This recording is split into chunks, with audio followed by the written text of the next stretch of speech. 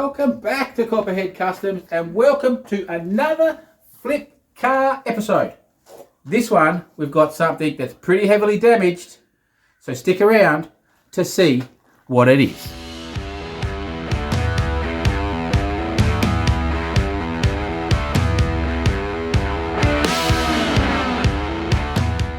So yes, welcome back, and as stated, we're doing another one of our flip car series. This one is a damaged, highly damaged Chrysler 300C with the 5.7 HEMI V8 in it, and this one is a sedan. So we haven't picked the car up yet, but while I'm talking, we'll go through all the pictures from the auction so you guys can see how it is that what I see to buy the car. So as I've said, we're not allowed to go and view these cars. It's bought solely off pictures. And with this one, as you can see, the damage is pretty heavy on the driver's side front. So it's been hit in the front pretty hard. You can see the bumper's not on there. The bumper reinforcement bar's bent. The headlight's gone, the guard's gone, the bonnet's damaged.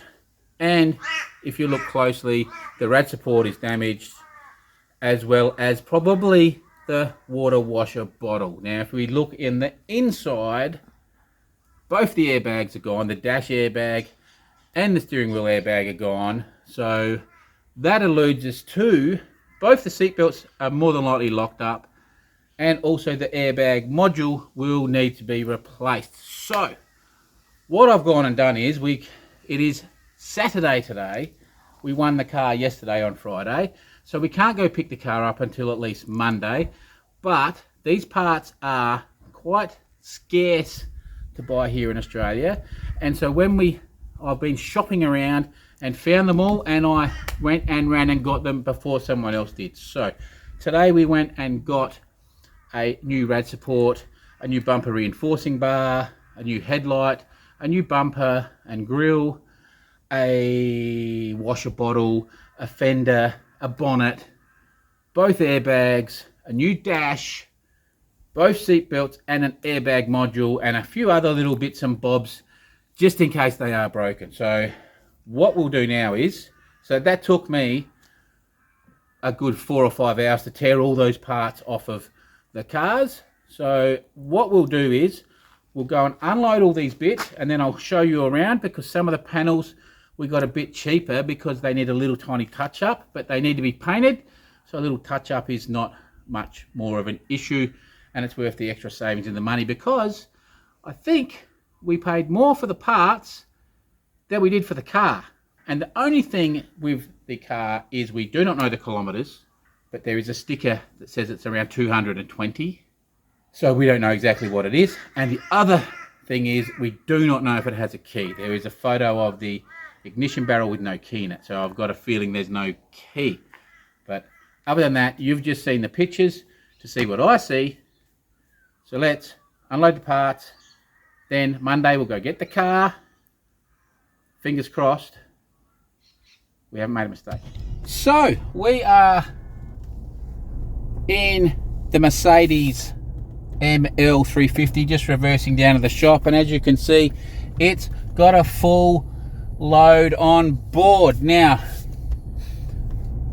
the Chryslers over here, a V8 Chrysler, this one we're getting is black, and it has the big wheels on it, and like I said, it has the 5.7 litre Hemi, and it's around 230-ish. We're hoping that's what the sticker says, so it should be somewhere around there in the kilometers, which turn that into miles, it's only like 100 and I don't know exactly, 150, so it's not that bad. Now that car is probably worth finished. Now it's a clean title as well, mind you. It is not a repairable write-off. It's not on the WAVI register. It is a clean title, or in America, so it does, you would call it a salvage title. It does not have a salvage title. It is a clean title. So that car is worth anywhere from, worst case scenario, 8,000, best case scenario probably 14,000. So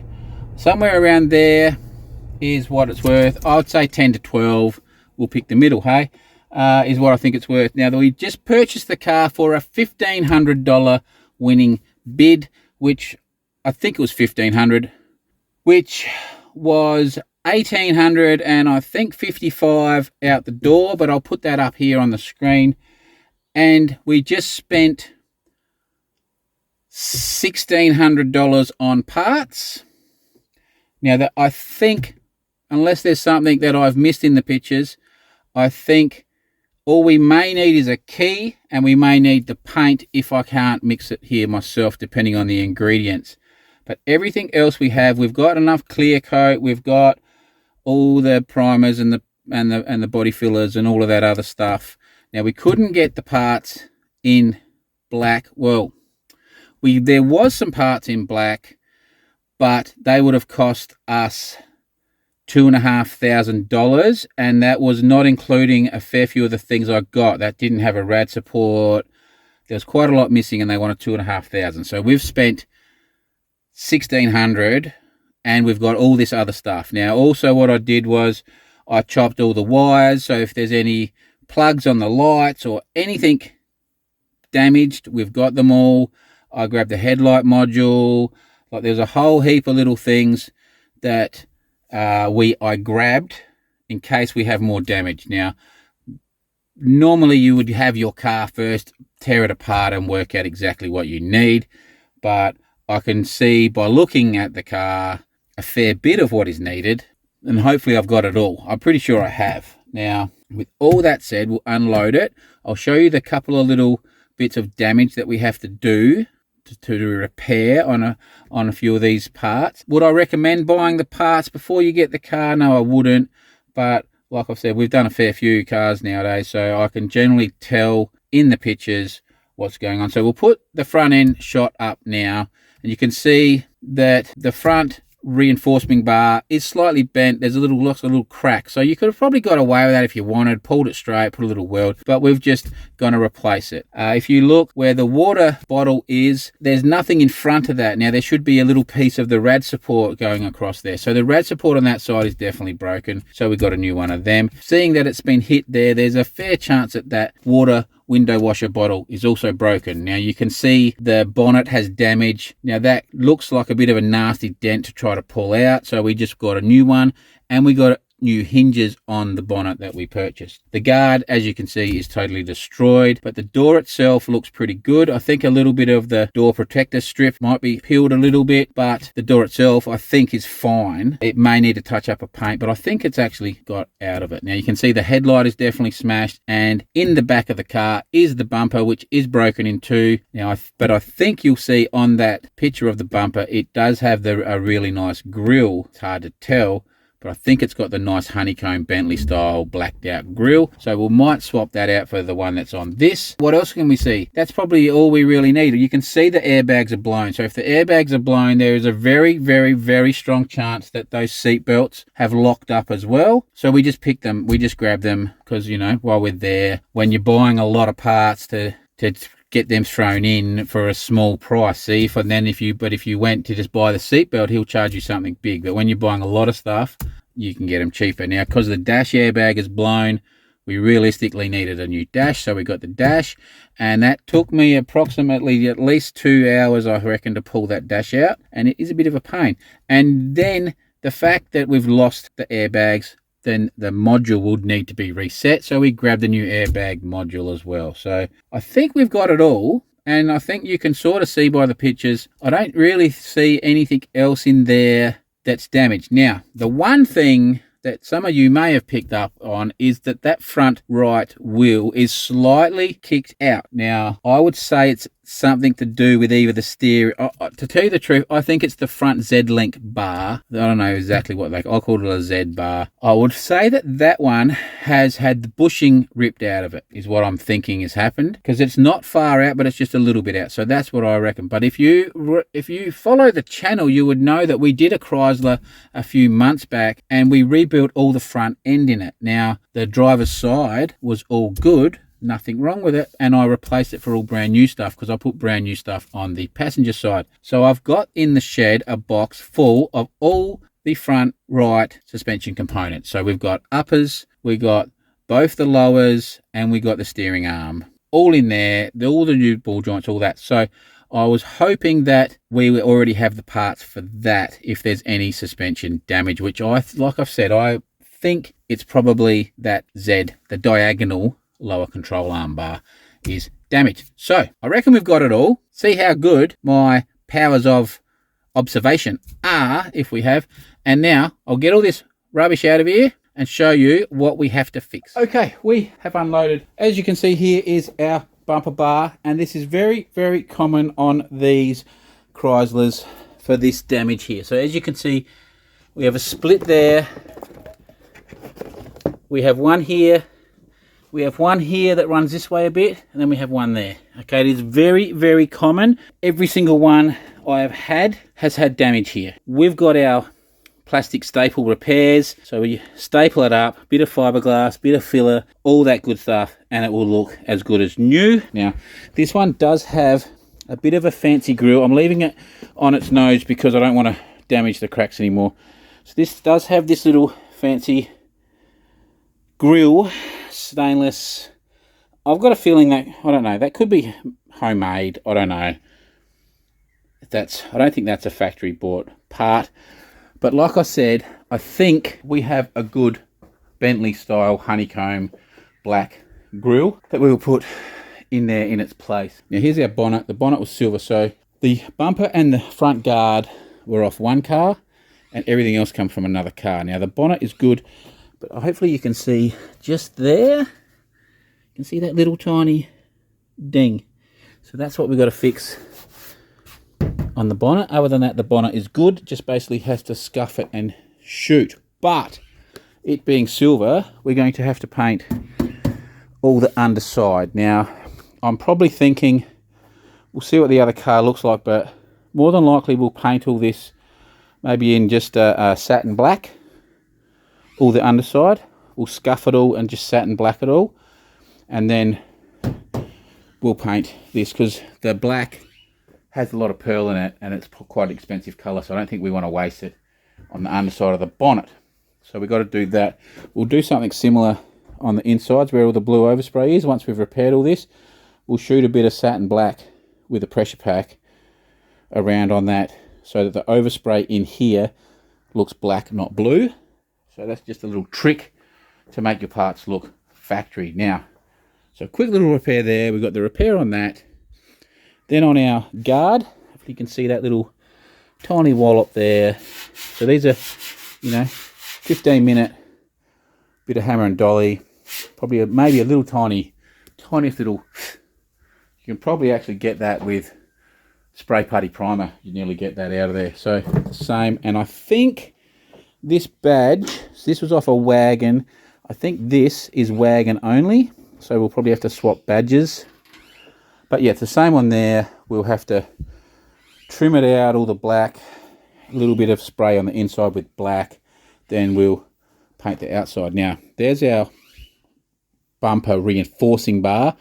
Same, come off a silver car. We'll have to shoot some black on that. We got our airbag module, our dash airbag, our steering airbag, our seat belts. There's some other little pieces that come off the dash behind me. We've got the headlight.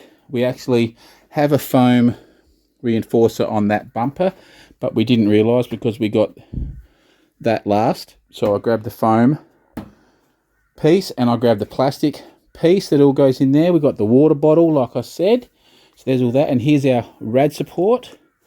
Pretty basic rad support. They're like a composite. They're not plastic, but they're like some weird composite type stuff. So we'll do the same with this. We'll have to give this a scuff and shoot some black paint. There's our dash. We just took the dash cover because that's all we need. It was all just basically held on with screws, Phillips head screws, lots of them. I now know how to do it. So we've got to take another one off, of course, the damaged one, and then slide that one in. So there's all our pieces. Drop your comments down below and tell me whether you would take on such a car in that state. If you think that I'm buying a good buy, bad buy, that I'm crazy or not. But at this stage, the car cost me $1,855. We have $1,600 in parts. We have to buy some paint, just the colour, say 150 maybe. I don't know how much we probably want to, we probably get close to a litre we'll need. So maybe 180 bucks for paint, and maybe a key if we can't find one in it. So around another 150 probably for a key. So you do the maths on that. I'll put it on the screen what all that adds up to. That should be, fingers crossed, all we need to invest in it. So just off the top of my head, it's like should be under 4,000. And like I said, I think we should get potentially 10 to 12 for it. When I first looked at the car, I just skimmed through it because the airbags all went. Then I looked at it again, and there's something that I just wanted to fix that car. I don't know what it was. Just really wanted to fix that car. I was a bit more of a, I suppose it's a bit of a challenge. I don't know, it's a bit of a harder one. We haven't done a hard one on the channel. We've been doing some quite basic flips on the channel. And I thought I'd just show you about buying one that's a bit more of a challenge.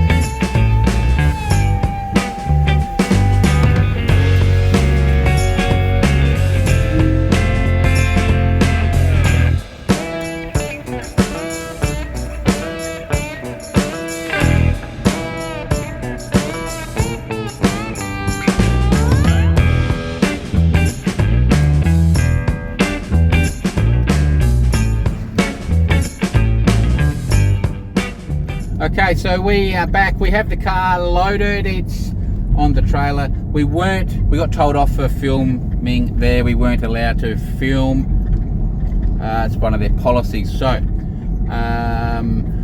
the good news is that we had organised to get a key cut because we were pretty sure there was no key, but we found a key hiding under the seat, which was the first thing we looked for before we even tied it down to make sure. So yes, we've found a key.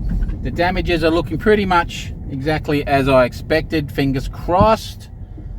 And yeah, so we're heading home. We'll get it home. We'll try to get it down into the shed and we will see how we go.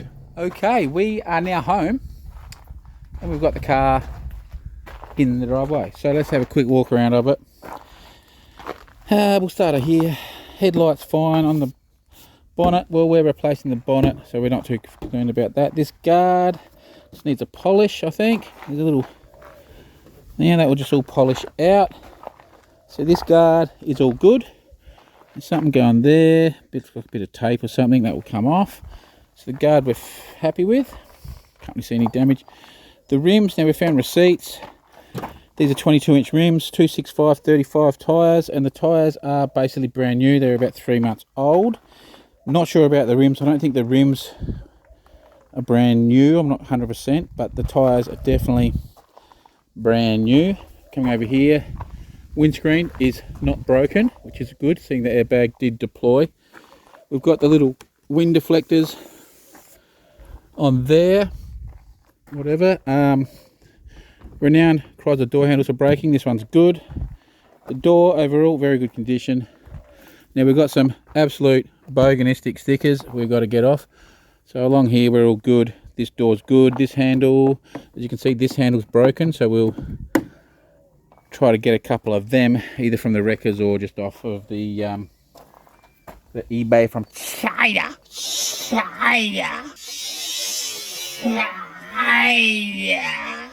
Tyres brand new, good through the back. Got the little wing on. I don't know if they all have the little wing or not. We've got more Bogan stickers on there we've got to get rid of. Warning, is there life after death? Touch the car and find out. And As you can tell, they're a true Bogan by putting one on the paint. So we'll get that off, and hopefully some adhesion remover will fix that. So we're good on the boot. Chrome stripping's all nice. There's a little blemish just here. You can see that it's had a little tiny backed into something.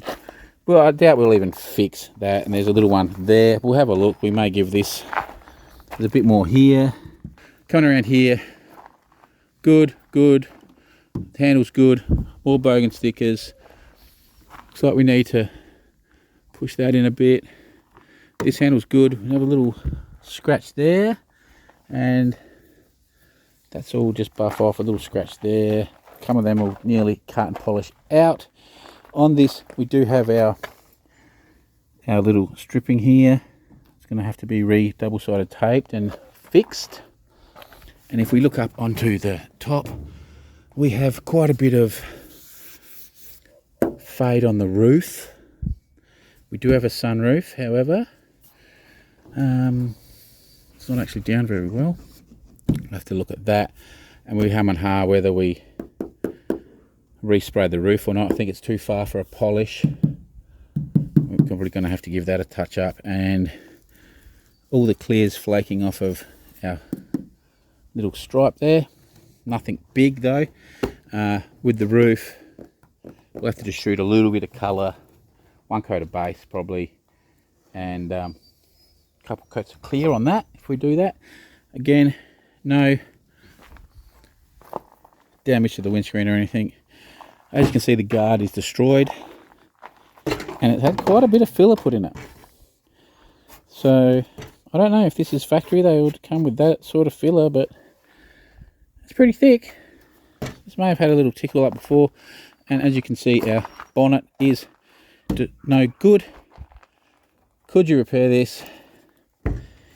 Well, not really. It's ripped. It's not worth it. Okay, headlight gone. As you can see, the rad support is broken. Now this here is our inner guard. There's a little split there we're going to have to weld, and we're going to have to give this a pull and a dolly. That's the inside metal bit of guard. Now our bumper reinforcement, as you can see, is split, and our frame horn is got a bend in it, but that will just dolly back. But the rail itself looks really good at this stage. So we've got that, as you know. We've got a bonnet, we've got a guard, we've got a headlight, we've got a rad support. All the radiator, etc. looks fine. The bottle we got, I'm not sure if that is good or not. Now we do have a little bit of wiring here that's been damaged. So we're going to have to get into all of this and open all this up. As you can see, a couple of cut wires. We're going to have to watch when we put power to this. Then we're going to have to go through, strip all this open, fix any damaged wiring, and then wrap it all back up. So nothing major at this stage other than what we've already bought everything for. The guard liner I did not grab. I knew I should have. The guard liner is destroyed. The only other thing I'm questionable of is down in here is our wire for our wheel sensor. So it's your wheel speed sensor. Ooh, wheel speed sensor, like your ABS thing, etc. So that's had a bit of a yank on it. Now it's not broken or anything, but there is a chance we could have some damage there. Can't open this door too far because of that. But inside, you can see the seats are really nice. They've obviously been redone, I'd say, with the diamond black stitch inserts. And as you can see, we've got our 2 airbags blown, so we've got to swap our dash out. Like I said, we found a key in it, so that was the good news. Other than that, everything inside just needs a detail. And other than that, everything in there is good. Seatbelts. Seatbelts are fine.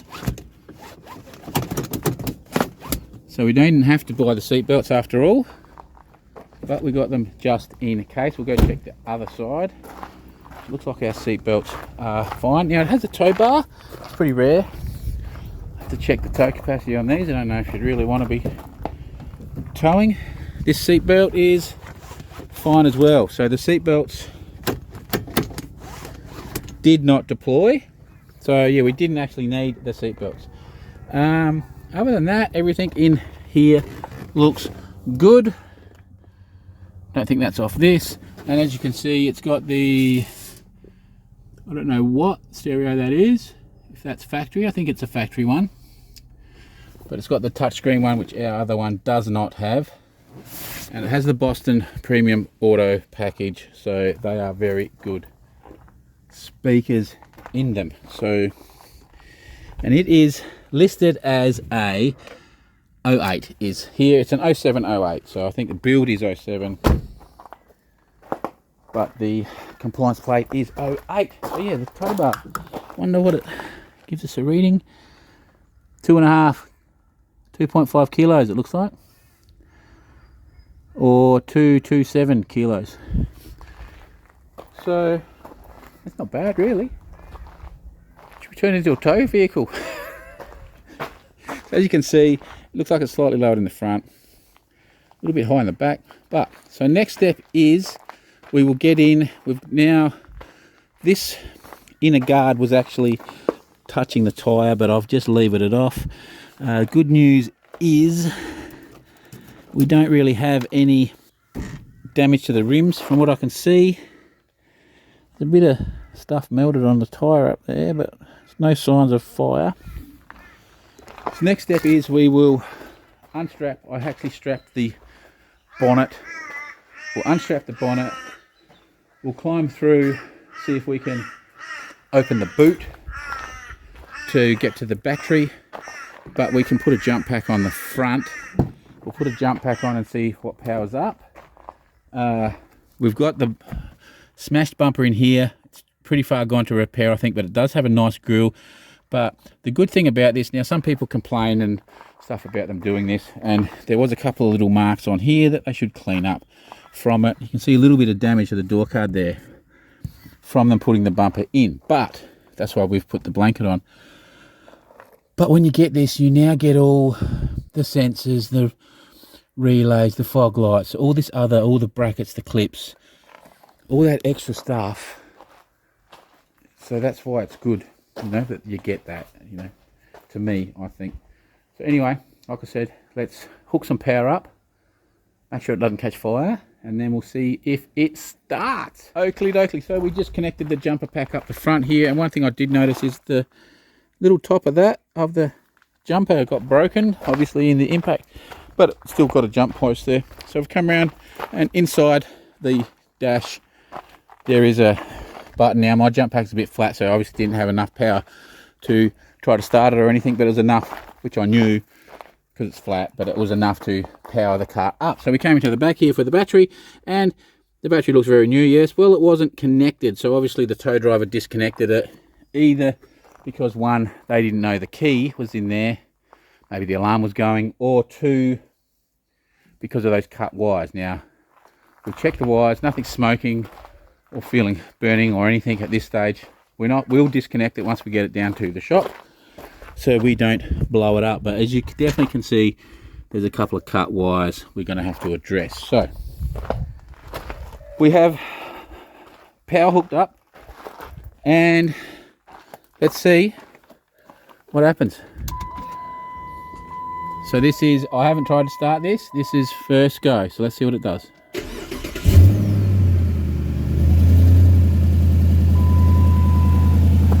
Okay. Sounds pretty good, doesn't it? It's purring. Motor sounds nice, guys. Now we don't know how long it's been sitting for, but no, not really any tick. That was bad. There's no tick now. So straight away it's built oil pressure.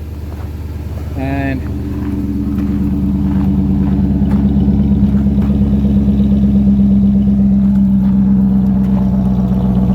sounds pretty good. Just idling down. Not bad, I think, guys. I'm pretty happy with that. What do we got on the dash? We've got handbrake. We've got an ABS light, which is probably that wheeled speed sensor. We've got traction control turned off. ESP BAS, so that's I don't know, an airbag light. And yeah, Yeah, so the ESP, what's that? Electronic stability program. So anyway, they will probably come off, both of those, with that wheel speed sensor 9 times out of 10. So we'll check codes on that later. But other than that, that is a very good sign. So the key works and the motor's good. We haven't tested the trans, so now what we'll do is we'll turn it off and we can shut the boot. We'll move the tow car forward a bit and put it in position, set up the ramps, untie it, reverse it down to the shed and start to fix it.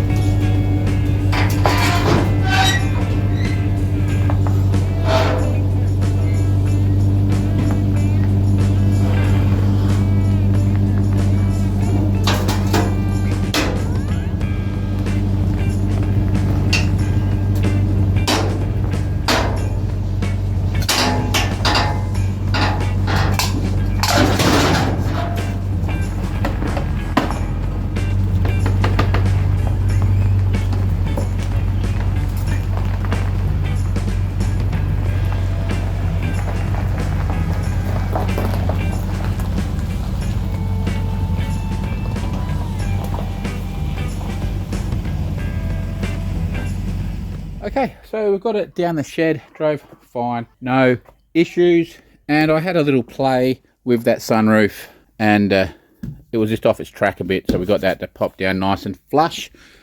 So the first job done. Now what we didn't check is, we didn't check what the kilometres are. So let's quickly, it's in miles, it's 147 miles. I probably need the key, so do the maths on that. It would be, we'll just round it off to 150 miles, which is, it's 160 and 80, just under 240, probably 238. I'll say 238. So we'll check that tomorrow exactly. I'll convert it, get the, I'll in there, turn it into the metric system. So yeah, 238,000 kilometers, which for a big V8 is not too bad. Now what I did see though is it's got these cool little billet, looks like they're screwed on, little strut covers made. They're pretty trick, I thought, and little covers on the bolts, so they're pretty cool. Now there's some Velcro stuff there, so they obviously had some sort of a cover on here and a little cover on the top of there. And there's some chrome, so there's someone was trying to do some weird stuff. Now here's some, this may make you laugh, here's some Aussie Bogan engineering. That looks like, I'm pretty sure that's not factory, that looks like a PVC pipe from your drain with a bit of flexi hose put in, I'd say, to the bottom of the airbox. So I think that's someone's cold air intake. You'll probably find that that may have gone into the spotlight maybe, or something. We'll suss that out in a minute. But this, we're at the part, this is one of my favourite parts of doing all this stuff now, is tearing down the cars. I really enjoy tearing down the damaged cars. So we're just going to get into it. I'm just going to put it on time lapse. The plan is we're going to get the bonnet off.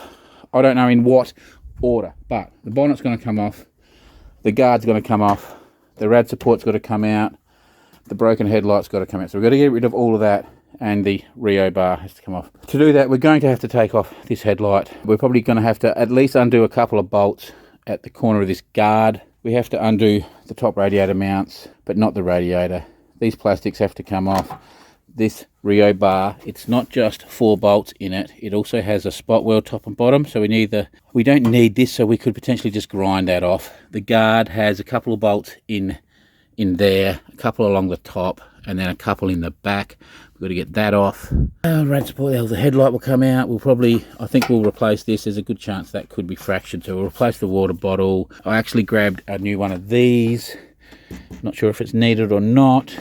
Now the ABS unit looks like it does have an ABS light. It looks like that may have had a little whack, so we'll check that out. But anyway, we'll just get in, tear all this stuff apart, get it all off the car.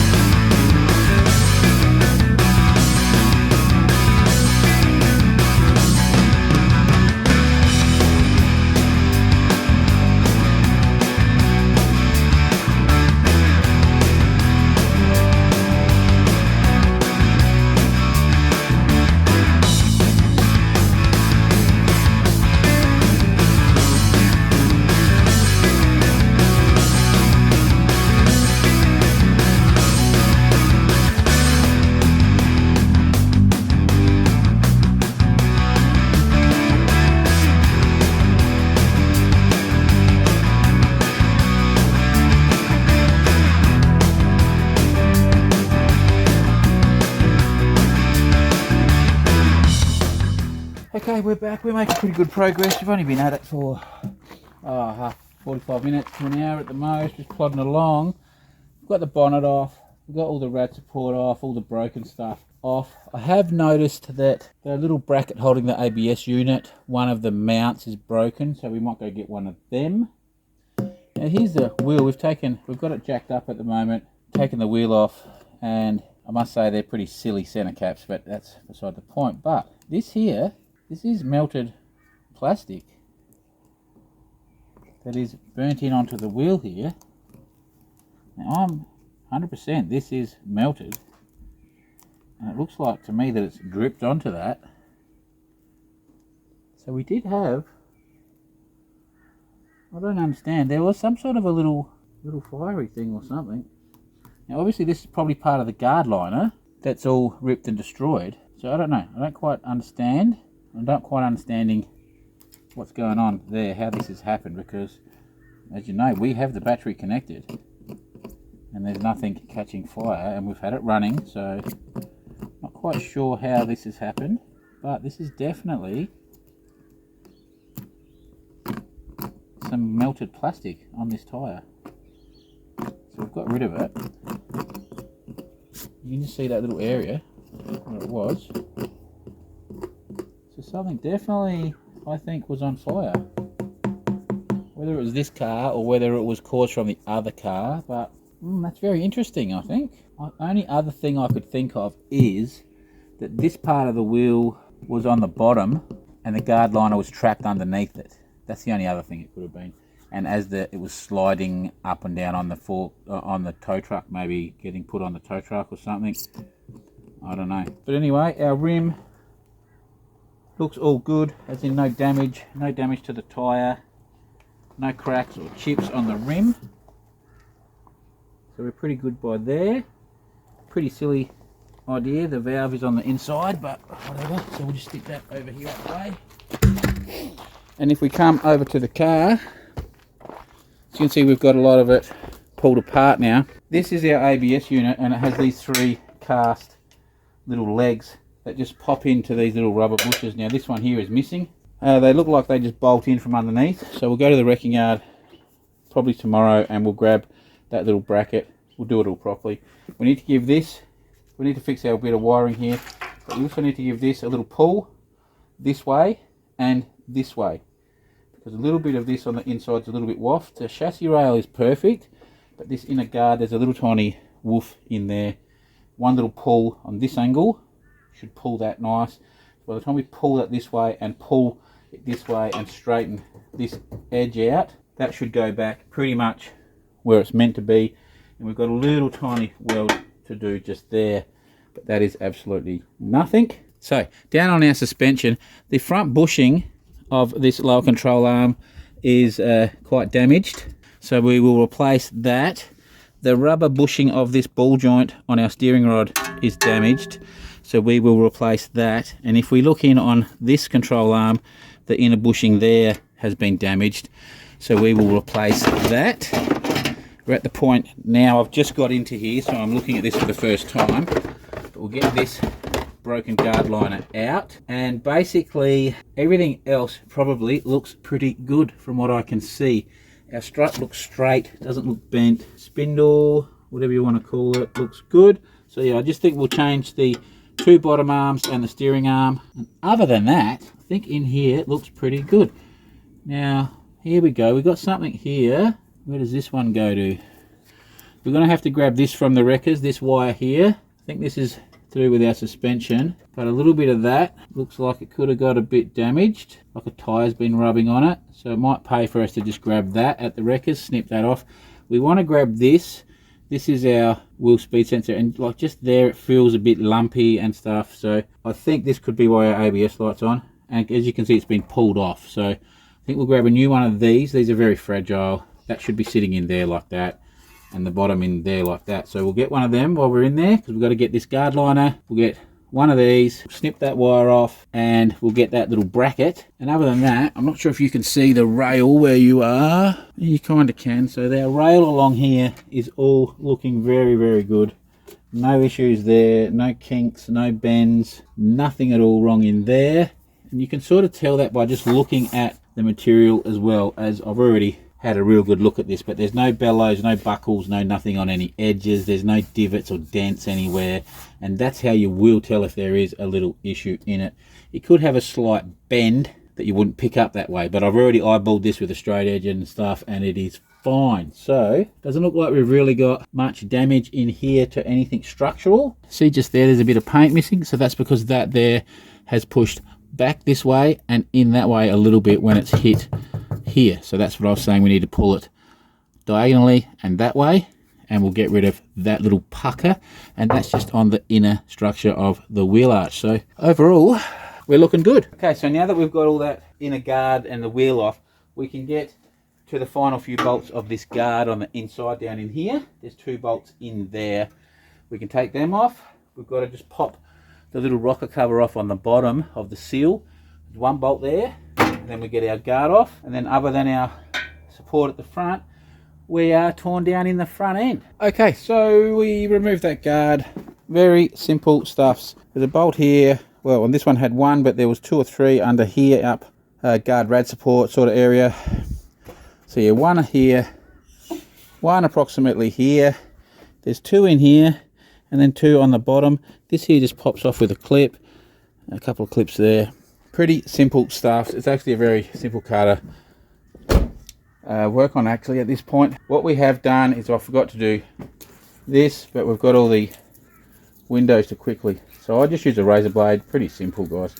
And what I'm trying to show you on this car is this is one I actually wanted to fix this for some reason. I don't know what it was. I like the car basically. I'll probably 99% sell it, but I like the look of the car. V8 Chrysler, and to me it looked bad, but the damage looks bad. Some of these are deceptive, okay? The damage looks bad, but it's actually not that bad. It's a pretty simple fix realistically, and what I want to show you is if you buy the correct car, now admittedly this one has airbags, so that's why I wanted to show you is that it's not that hard to do. This is a clean title car. It's not a repairable write-off or a salvaged car or anything like that. It's clean title. What I'm trying to demonstrate is how easy some of them can be to pick, to fix. Now, of course, you've got to pick the right one. But like I said, if our parts were 100% ready and in colour, no damage to repair, this is a one-day job. The longest part, it's taken me, here we go, this is what I'm getting, it's taken me just as long to get all the stickers and rubbish off the windows that this Pelican put on as what it took me to tear the front apart. Now, like I said, that needs one little pull and that will be perfect, and I'll be able to bolt those other panels on, and I nearly guarantee I will have perfect gaps. Okay, so there's nothing bent or twisted. Now, some cars are easy to do. Okay, so if you can't afford to go and buy one of these, you know, off of me when I finished it, if you can't afford that, well, one way to get out of it is, if you've got some skills and a brain, is to go and buy one from auction with damage. Take some heed of what you're seeing on the channel of what we are buying and what we're looking for. So on this one, it looked very bad. Yes, this is what I'm getting at. It looked very bad, but you could see parts of this and they did not look damaged at all. You could see the end of the rail and it didn't look damaged. Now, if this impact had been 4 inches that way and it hit this flush, this rail probably would have had a kink and it would have been no good. Okay, but because it's clipped the edge, and you can see it's bent here, ripped it, you can, you know, there's a very good chance there's nothing wrong with the rail. Well, so this is like the gambling, you can't go and inspect it. If it's punted right in the center, okay, this will bend in, and there is a chance that both of these rails could be pulled in a little bit, but they're generally not bent. You just got to look at where the impact was. If it's hit in the middle, but you can see it's a hit going on an angle like that, then there is a chance that this could be bent. If this impact, now you could see from this impact that it was hit here, then you could look at the guard. So you got to look at how the impact happened. This is the key. It's been hit here, and you can see the guard was pushed back that way. Okay, so it's hit like this. Okay, it hasn't hit like this. Now, if this impact was hit here but went on that angle, there's a chance that rail could be bent. But being hit going on that direction, there's a chance that that rail is perfect. So that's what you've got to really look at, where your impacts on these cars are. Then you can just look and go, rightio, I've already bought all the parts, bar two little things we needed off of the pictures. Okay, we haven't even inspected this car and I'd gone and bought all the parts. So we could see that this is damaged. You could fix this, I suppose, but you know, could bought a new one of them. You could see that this part, the radiator support, you could see has a loop like this, and you could see that it wasn't joined. So the rad support is busted. You could see that. You could see the headlight is damaged. We grabbed all these plugs in this corner in case, because that headlight has been shoved back in case any of the plugs are damaged. So when we've got the headlight, we snipped all the wiring off. You could see the guard was damaged. Generally, if it's had that hit, you're going to have suspension damage, but I already had all those pieces. You could see the bonnet was damaged. Like, you could see all these things. You could see the airbags had blown, so you needed a dash. Now, we bought seatbelts because generally you need seatbelts, but we didn't, in the end, need the seatbelts. If airbags go, you need to replace the airbag module or send it off and have it fixed. So we've got one of them. Like, you could see on this, I could tell that this wasn't a bad prank. This car was not a bad accident. As much as it didn't look pretty, it's got airbags popped and all that, I could tell that it wasn't that bad. Now, that comes from experience, but with what I just sort of told you, that's what you've got to really take on board, that of really try to study where you think the impact has come from, and that will tell you, especially with front end impacts. I really like front end impacts. I find them very easy to fix. And after years of buying them, you can sort of pick. I don't buy too many that have rails bent anymore. So after years of buying them and then getting the odd one that does have a bent or tweaked rail, you study where the cars have been hit. And so, like I've said, this exact hit, but if you could see that the impact went this way, which you'd be able to by looking at the bonnet and the guard and this, you would tell if it had gone in. Now, if this had gone in, this would be a different story, and we probably wouldn't have got this car, because I'd guarantee that rail would have been tweaked, and probably the other rail tweaked that way as well. But like I've said, you could see that the impact is here, and it has pushed it this way, and by looking at where the guard was hit and the bonnet was hit, you could see that it was a glancing blow. No damage to the wheel, the tyre was still up, so all these things allude to that it wasn't so bad. So I'm actually pretty happy with this car. We've got to do a dash. Now, I'd never done a dash, that's why I thought I'd do it. It's not that hard, a bit time consuming, it's just screws, remember most of these cars, they're not hard, they're just nuts and bolts and screws. So anyway, what we've just done is, after all of that malarkey, is I've just gone and de-stickered the car, and already looks better, and got rid of this stupid sticker on here, got rid of all these stupid stickers. Okay, I do not know why people put stickers on car. It is probably my pet peeve. But this stuff here, D-Style, it is multi-purpose cleaner, sticky spot and stain remover, natural citrus base. So basically it's a spot remover with a citrus base, and it is great. So you scrape the sticker off, all the sticky residue, you spray that on. I come in, scrape it off. I sprayed it on here and just wiped it off. No sticky residue. Really, really cool stuff. Anyway, it's dark, as you can see. Little mate is over here carrying on because he wants his dinner. So we'll go to the wreckers tomorrow, I think, grab those final little things that we didn't get, and we need to get that bumper out of there, and then we'll continue. Okay, next day. We've been busy. Now, we didn't record this because it's just a painful area to do and it's very time consuming. So we've got the dash cover off. Now, basically, just go nice and slow, pry all your dash pieces off. You'll find if they're not coming, there's probably a screw. So just undo. This is just full of mainly screws, a couple of little bolts. As you can see, we've got a container full of them. So we just slowly, methodically went through undoing all the screws. We've had to take all the rubbers off, everything. Pried all the pieces out. Just be gentle. If it feels like it doesn't want to come, it's probably because there's a screw in it. Okay. Now our airbag module lives in here. We've had to take the steering wheel off, everything, drop the column to not damage anything. Now that's our airbag module.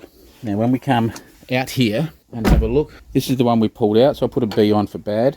And then we look at our one that we've picked up, and it's got different numbers, and so I'm a little bit concerned. So these numbers at the top are the same, but the 5 before it are different. Then we've got LE, which is these are models. LE and LX are different platforms, basically like trim levels, I think. Now the Chrysler serial numbers will be different because that's basically a number just for this one, and the supplier code down the bottom is the same, but this number here, the last 3 are different. So our airbags themselves, here's our new steering airbag, and our airbags themselves, the numbers are perfect, like the part numbers are good on that airbag and on the dash airbag. So our airbags are fine, it's just the modules. Something else, sometimes you have to replace the clock spring. I think that we're going to be okay with this one because the little plugs, so this is your clock spring, okay, if you didn't know, and these little plugs are what goes into the back of the airbag, and they were not welded or damaged in any way, shape or form. So I think the clock spring is going to be fine. The other thing, so we'll replace that and we'll have to go and get another module. I've rung around some wreckers to get some part numbers off them, and it's probably silly me for not even thinking about that. Now in the rad support itself, there's a sensor here and here, and they're your sensors that obviously have triggered the airbags. So they will get replaced because there's a new set on the new.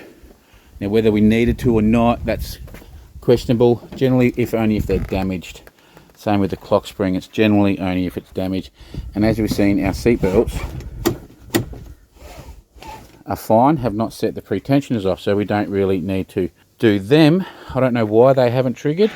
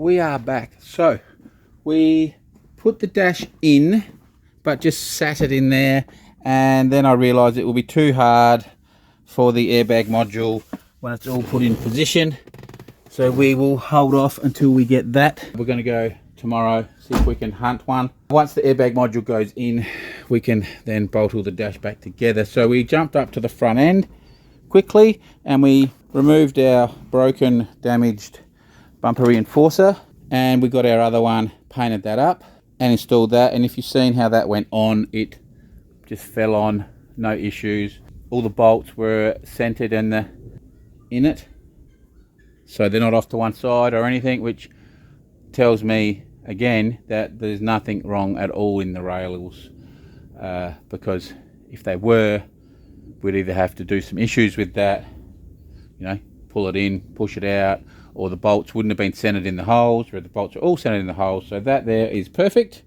rail's perfect. So yes, we just gave that some satin black, thought that looks okay. And then we did the rat support, so we scuffed that up and satin blacked that as well, and that looks very nice and neat now, I think. And we're going to put our plastic trims back on, mounted our radiator, put our horns on, plug them in, put our crash sensors back on and plug them in. We actually put this headlight on, plugged him in and bolted him up. The guards all bolted back up. Yeah, we got our little rain sensor, I think that is there or something. And we hammer and dollied our little corner up, as you can see. So in here, we've just got to address our little bit of damaged wiring, and when that's done, basically I think this headlight could possibly go on if we wanted it to. We could do we're at the point now where we could do a dry fit of our parts if we wanted, but I'm very confident that they're all going to line up, so I'm just going to paint them. I'm not even going to dry fit them, I'm just going to paint them, and then we're going to put them on painted. Ooh, yes, a bit of a risk, but we'll be all right. Now we've got to go to the wreckers tomorrow to get that airbag module. We'll probably get that ABS bracket. As you can see, one of the legs is broke. We'll get a guard liner. We will get, I've already forgotten, we've got to get the ABS module. We're going to get a door handle. While we're here, let's check which one it is. One of these door handles. So they see at the front here, that's meant to stay and it pulls at the back, yes? These are renowned for breaking with people not grabbing them properly there. So come around this side. I'm pretty sure it's this one. So yes, we want to get a, so see there? So we want to see if we can get a passenger door handle. And there was one other thing, I can't remember what it is. So we've got to get guard line at that bracket, door handle, ABS module, and there's something else I can't think of it. I've seen a cover, engine cover, nice painted up engine cover, 100 or 150 on the marketplace of the Facebooks. So we might go get that. I'll hit him up tonight about that. I think that I actually think the engine covers finish the cars off a little bit. So I think we're making some progress. We've got a left front. Oh, we've got to get the speed sensor. That's what we've got to get. The ABS sensor. That's the other thing. So the next job, I suppose, will be to do our bit of suspension. We want to change the Z-link. So if now I've got you on here, you can see in there. And you see in there. Let's see if we can get you. So see there in the bush, in that gap there. See it's split. And I think that's what's causing the wheel to look a little bit back. And if we look in on this bush down in here, you can see that one's all split. So we're going to replace that. And then this ball joint. Nothing probably wrong with it, but it's leak, you know. So we're going to replace that. And other than that, all of this looks good. As you can see in here, this is the, just there.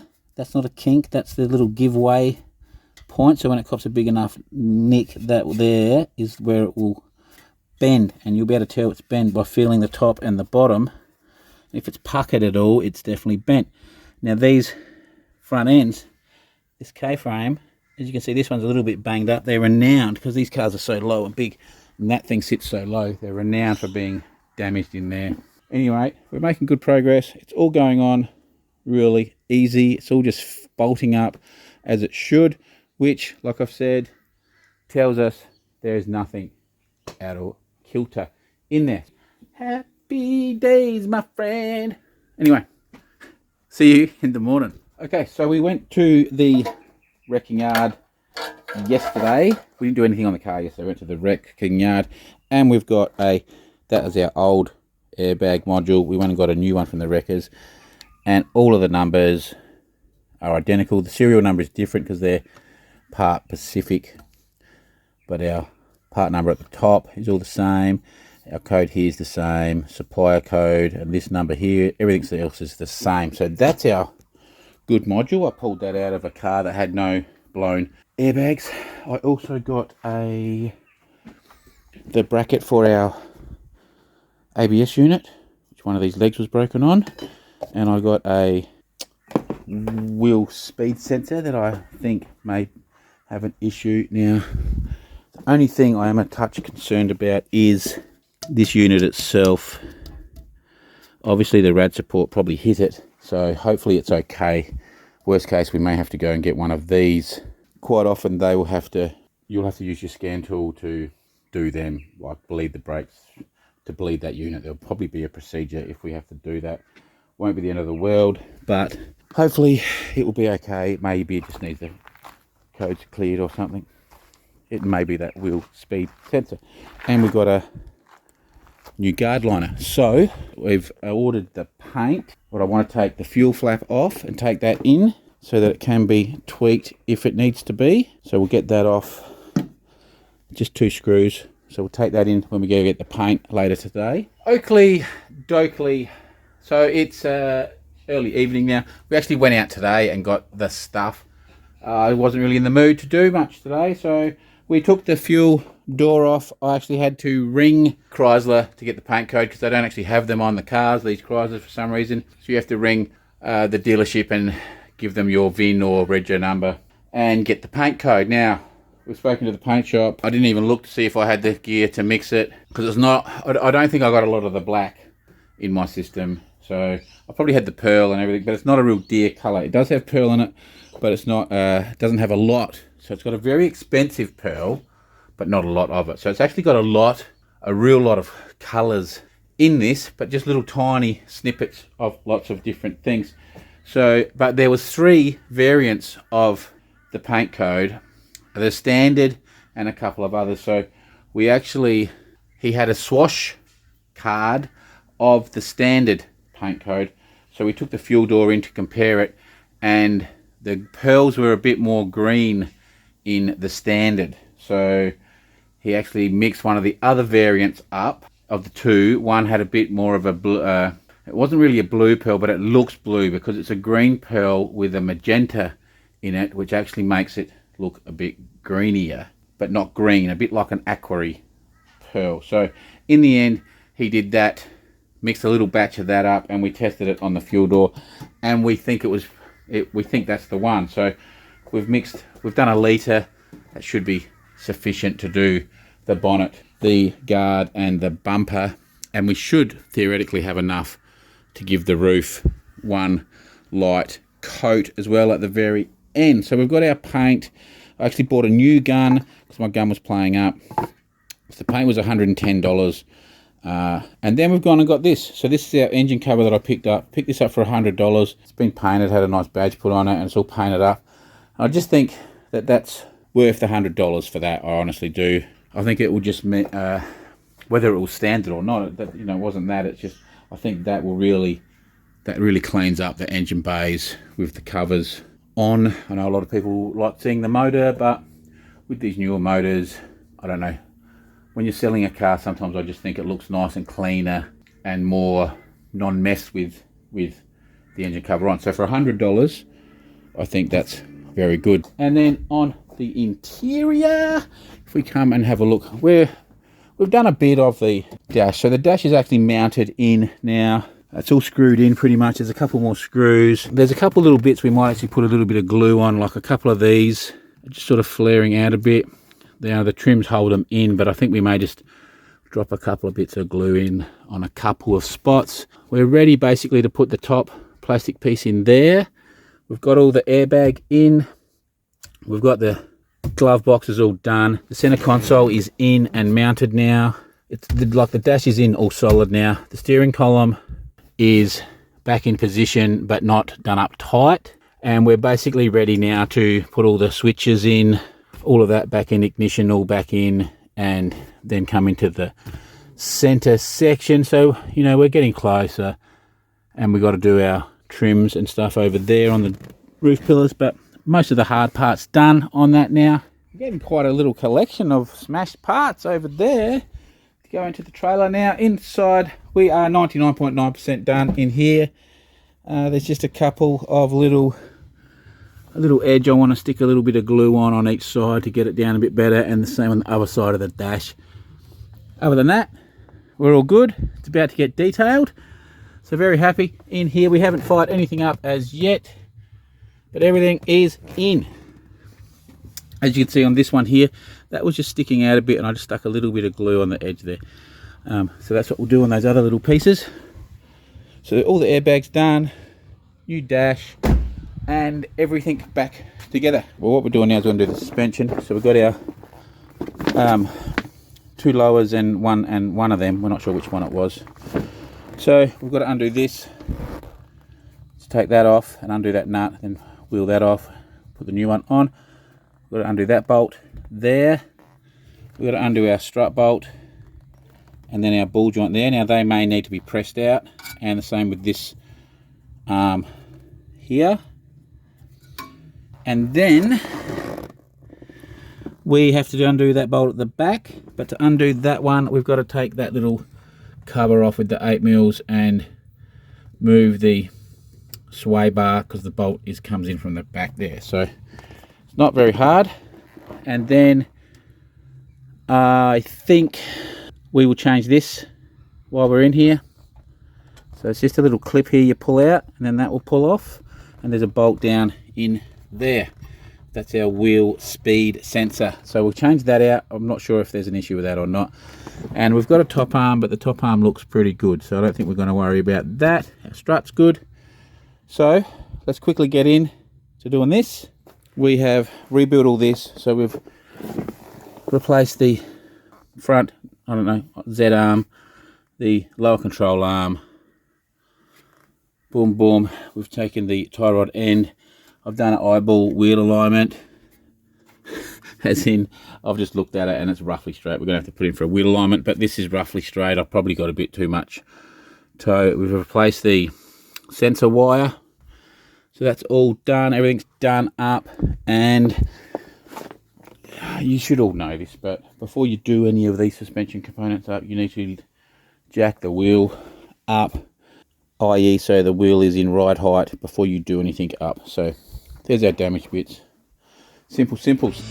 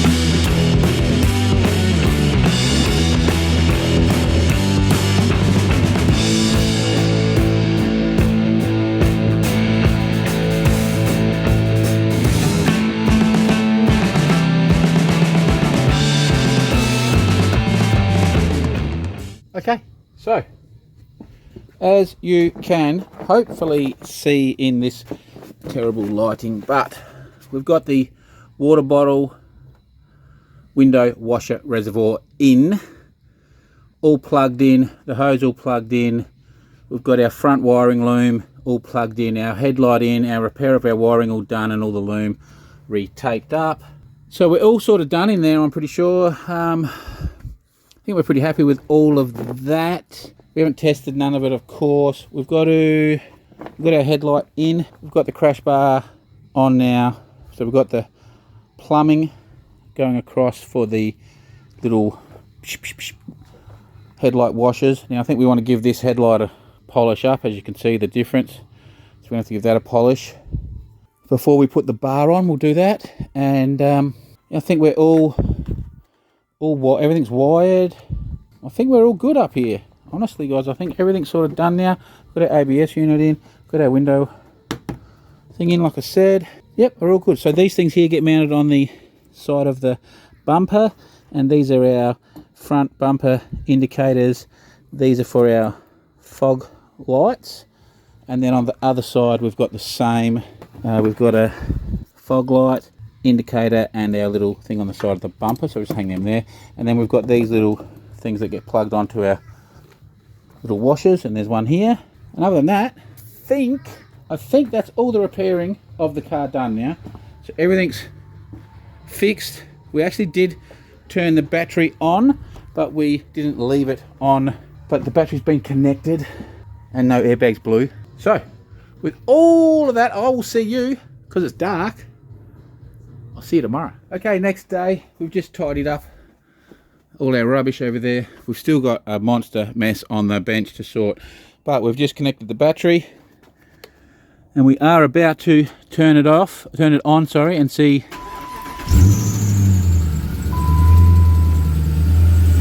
Bit of a fan belt squeal there. And our airbag light is still on for some reason. They should have turned off. Very interesting. Oh, they're probably still... Okay, let's get the scan tool out and clear all them. They should have come off, but maybe it's in the computer itself. Anyway, let's quickly scan this. Okay, so we've cleared all our... We had quite a few faults, but a lot of them were just flat battery, etc. Now, we did clear everything. Everything went. The airbag light went, but it's come back on. The reason being is the seatbelt pretensioners, as it says here somewhere. Where is it? Lost communication with the radio. For some reason our radio is not working. I'm not quite sure what's going on there. Whether we've done a fuse or whether I'd have to check the plug. So we've lost communication. That's a lot of these. Look, lost communication with radio, all this stuff. Headlamp, washer, motor, control circuit open. Well, they're not plugged in yet, so that's what that one is. But on our SRS system, we've got first row passenger seatbelt pre-tensioner circuit open, and on the driver's seat. So these are fine as far as I know. I'm thinking, is it this? Have these deployed? I'm wondering. So what we're going to have to do is we're going to go back to the wrecking yard. We'll grab them again. We'll grab these again, and we'll grab these off the seats. Probably going to have to take a jump pack so I can move the seats around, is what I'm thinking. Why is that light? Those lights are on. I wonder why they're on. No, don't do that. Don't do that.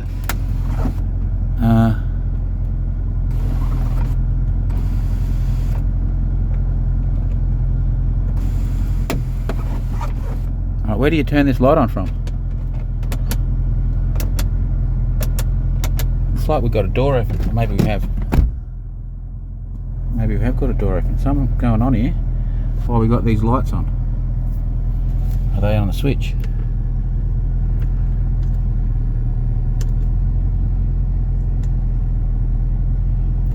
Oh, there we go. Oh, look at that. There it is there. So it's this thing here. Okay. Anyway, enough of that. So what I'm saying is, yeah, and I think we've got to go to the wreckers and grab these. And then we've got to take this cover off and check. Well, first we'll check our radio fuse. Because as you can see, cabin compartment, cluster, lost communication with radio. What's this one? Heating aircon, recirculation door travel, range too large, yeah, whatever. Lost communication with radio. Lost communication with radio. Lost communication with radio. So a lot of them are all to do with the radio for some reason. We've got, as you can see, every module has that. But our pretensioners are gone. And we've got a steering angle sensor not initialized, whatever that means. That's on the ABS, but we've got no ABS light, so we got rid of the ABS light with that wheel speed sensor. So yes, we have to go back to the wrecking yard. We'll grab our, I just gave them back to him. So I'll just grab them again, but I'll grab these little bits because I'm fairly sure maybe it's these. I was trying to actually see, normally you can, here we go, code search,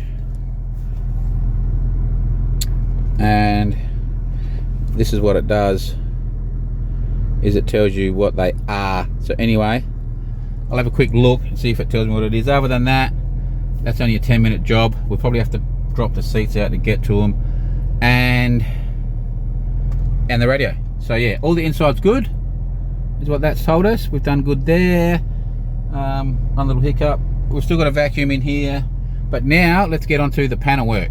Okay, so it is now the afternoon and we are back from the wrecking yard. So we had to drive into Brisbane to do that. So this is what we've gone and got. So these are your seatbelt pretensioners. So this is basically like a little airbag. It's connected in your airbag system, and with the correct shock that's triggered, this little cylinder goes off, which pulls that little cable, and I'll show you on the other one. The other one's in the car, but this here contracts. So the concertina here on the other one is all crunched up. So that's what that is. And if you look down in there, I don't know if you're going to see it. Probably not.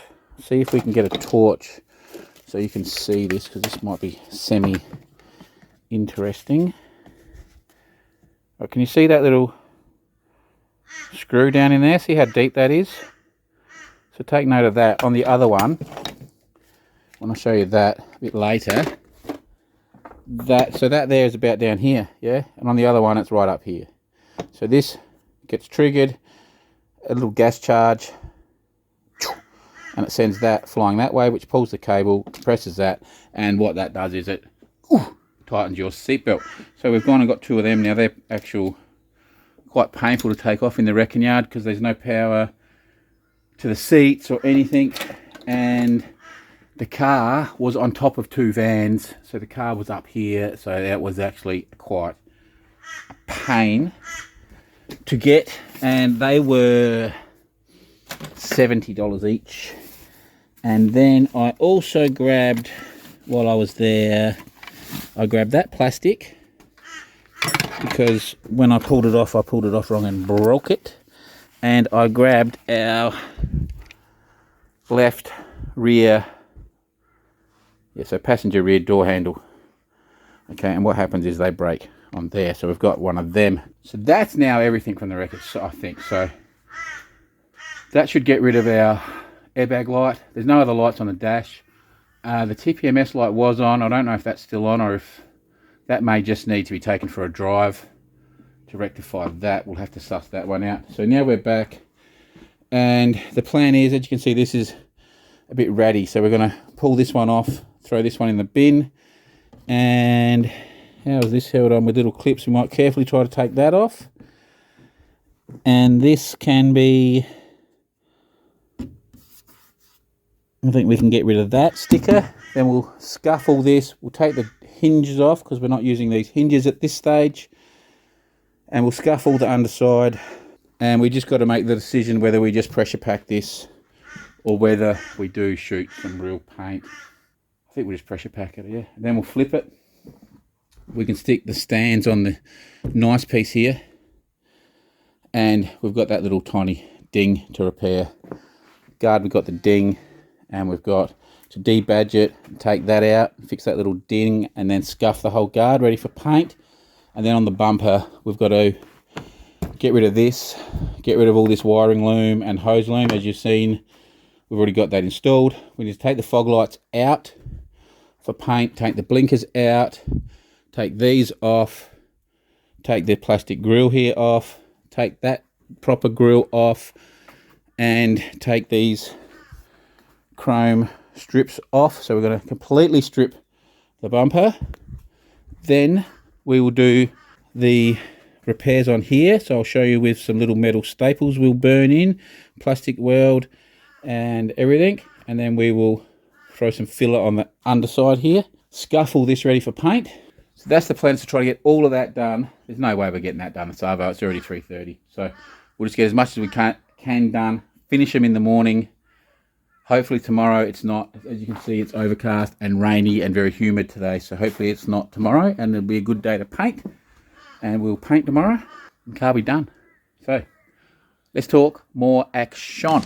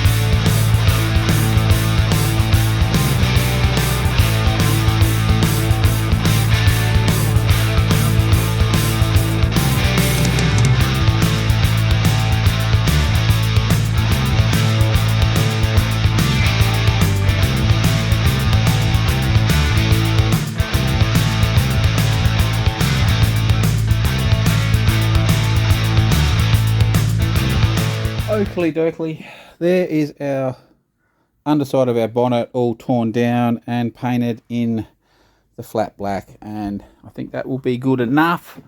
That'll be all dry now, but yeah, that's good enough. A couple of coats, a thin coat, then a heavy coat. That's all we got to do there. Remembering it's just the underside of the bonnet. And we will put all our, we'll probably put this back on the car, because we'll have to put our windscreen washer things in, so it'll just be easier if it's not on there. So we'll flip that over in the morning and do our repair and scuffle the top. Now we've started on the bumper. Now we've torn it all apart. We had some issues here with the bolts. We're gonna have to get new bolts and clean a few out on that grill if we're gonna reuse that grill. And this is a bit of a weird plastic, but all good. So we actually had to drill a few holes and cable tie a few spots to actually pull it all together, as it wasn't working. There was too much tension trying to open it up. So we put a few of the staples in through here. And if you're wondering, you haven't seen these before, they're actually pretty good. They're just a little metal staple. There's different shape ones, and you stick it in the little gun here, melt it. This gets hot somehow, electricity thing. It melts into the plastic, and when you get it in there, then you just turn it, and then don't move, let it cool down. And then what we'll do is we've got a few more of them to do. I probably need to wear a respirator. It was a bit fumy. So if you can see, you're probably struggling to see there, but there's all these little tabs. We've got to cut all them off. We're just going to leave the cable ties on, I think. It's on the, no one's going to see it. It's on the underneath side. You know, this is the flat part, so no one will see them. So I think we'll just leave them there. So yeah, as you can see, the little, it's pretty hard to tell, the little staple heads there. Yeah, see? So they all got to get cut. Then we'll come in, and this is some plastic, a piece of plastic off the old bumper. So it's the same plastic, yeah? So that's what you want to do. You want to try to use the same plastic. It's a better idea. And we'll come along with this old soldering iron I got, this big old Bertha that gets real hot. And we'll come in and we'll start melting. We'll get rid of all these, then we'll start melting some of this all over the area, and we'll sort of fill all the gaps and what plastic would melt it all, so it's all sort of uniform as one.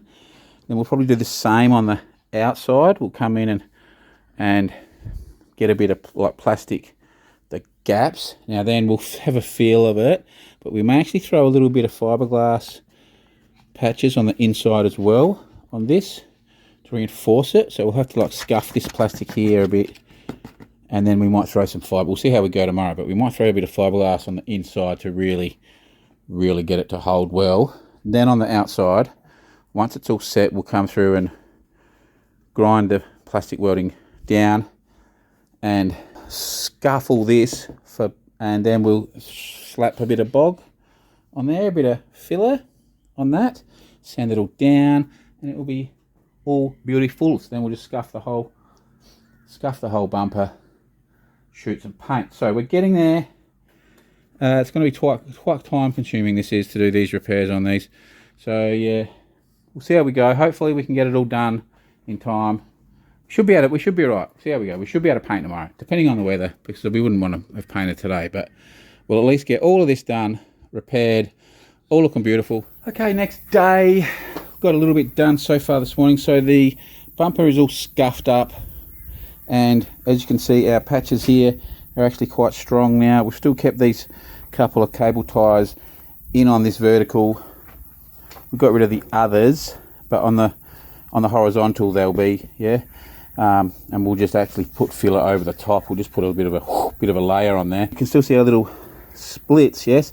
But on the other side, if we just stick it up there, so you can have a quick look. I don't know, I can't see what you're looking at, but hopefully you can see the plastic welding done over the top of the staples. So it's actually pretty solid, as you can see. You know, we're not actually moving the join. So what we do now is, this plastic's a bit strange. Like normally on the I'll come in and I'll actually melt this together on this side, but this plastic is a little bit weird. So what I normally do is have a piece of the bumper plastic and I melt that in on the other side. Now this one is a very weird plastic, like I said a few times.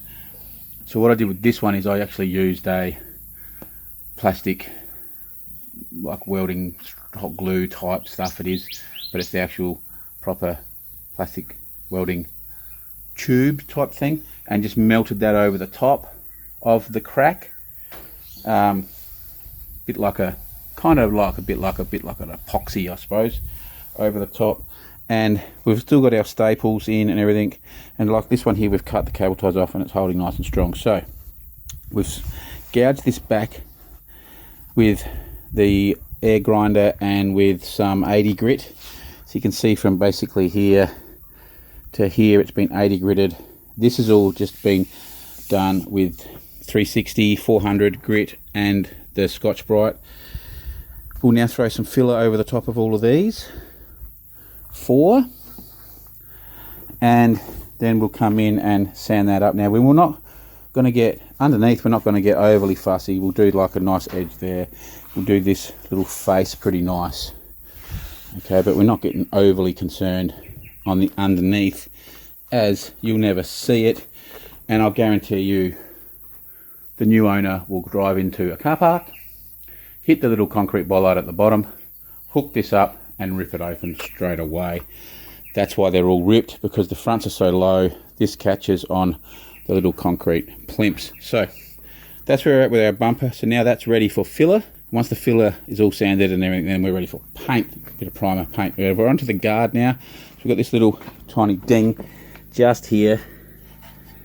You can see that. So what I'm going to do is just hammer and dolly that with a couple of hammers, and we'll see how close I'm going to get it. I reckon I can get that pretty close, where we'll just use a bit of spray putty primer on it. Then we'll scuff this. We've got to take the indicator and the badge off. We'll scuff all this down, and as you've seen, our bonnet is all painted, ready to be flipped, and we'll do the same. We'll completely, so we're going to scuff all the parts so they're ready for paint, and we'll do our little repair on here.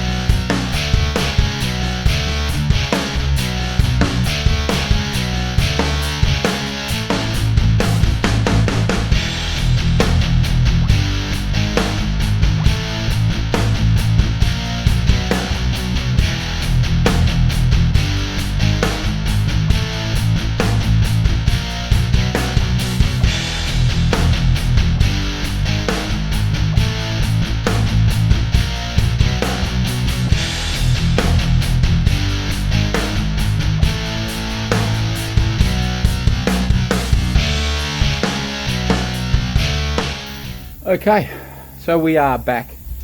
We've got our guard done. We've just got to give it this area a little sand up, and as you can see, we got rid of it pretty well just with the hammer and dolly. It's had a couple of coats of spray putty and one coat of primer. It's not worth going and mixing up a proper batch in your gun. Okay, we got 1k Unifill, so that's it there.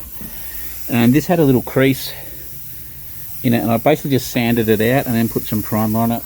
Here's where our little indent was, so put a little skim of filler on that and a couple of coats of filler. That's still drying. A couple of coats of primer, no putty on that one, we ran out. That's still drying, so we've got to keep an eye on that because that may shrink back a little bit, so just be careful. And then on our bumper here, we've body filled all of this. Now we didn't get too carried away on the bottom sanding, but we've done an average job on these faces that you'll see. So it's not perfect, but it's definitely pretty. It's not bad, as you can see. There's just a little tiny crack here. It wasn't all the way through, which we didn't put anything on. But yeah, this was all, remember, this was all destroyed. So like I said, it's not perfect down here.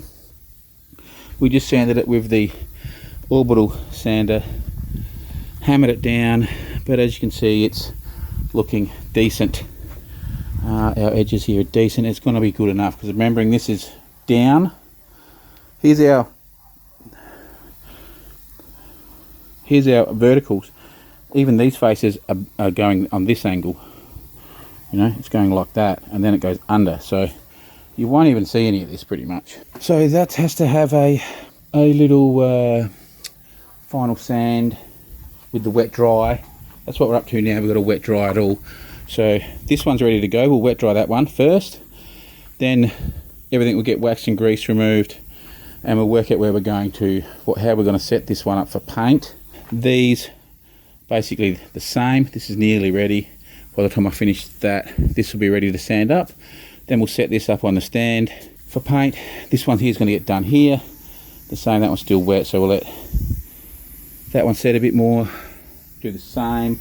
Remembering we've scuffed everything else up, so that's all we've got to do is our little repairs. Get everything ready, cleaned. We'll go in, we'll mix our paint up. I've got a litre of the black, so there's no way we should need anywhere near that. There should be enough to do the roof later with that amount, because basically it's mixed 1-to-1 with thinners, so that's basically 2 litres of the colour. So yes, we'll shoot it. We'll give it at least two coats of base coat. Then we will get some clear mixed, and we'll give it 2 or 3 coats.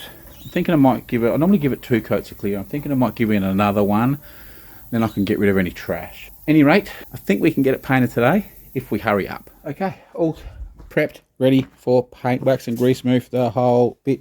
You can still see little tiny bit burn through there. So there's a tiny bit of a high there on that. That's where the little crease line was. But it's okay. Here's our other little dent patch repaired. So all scuffed, wax and grease remove, ready to go.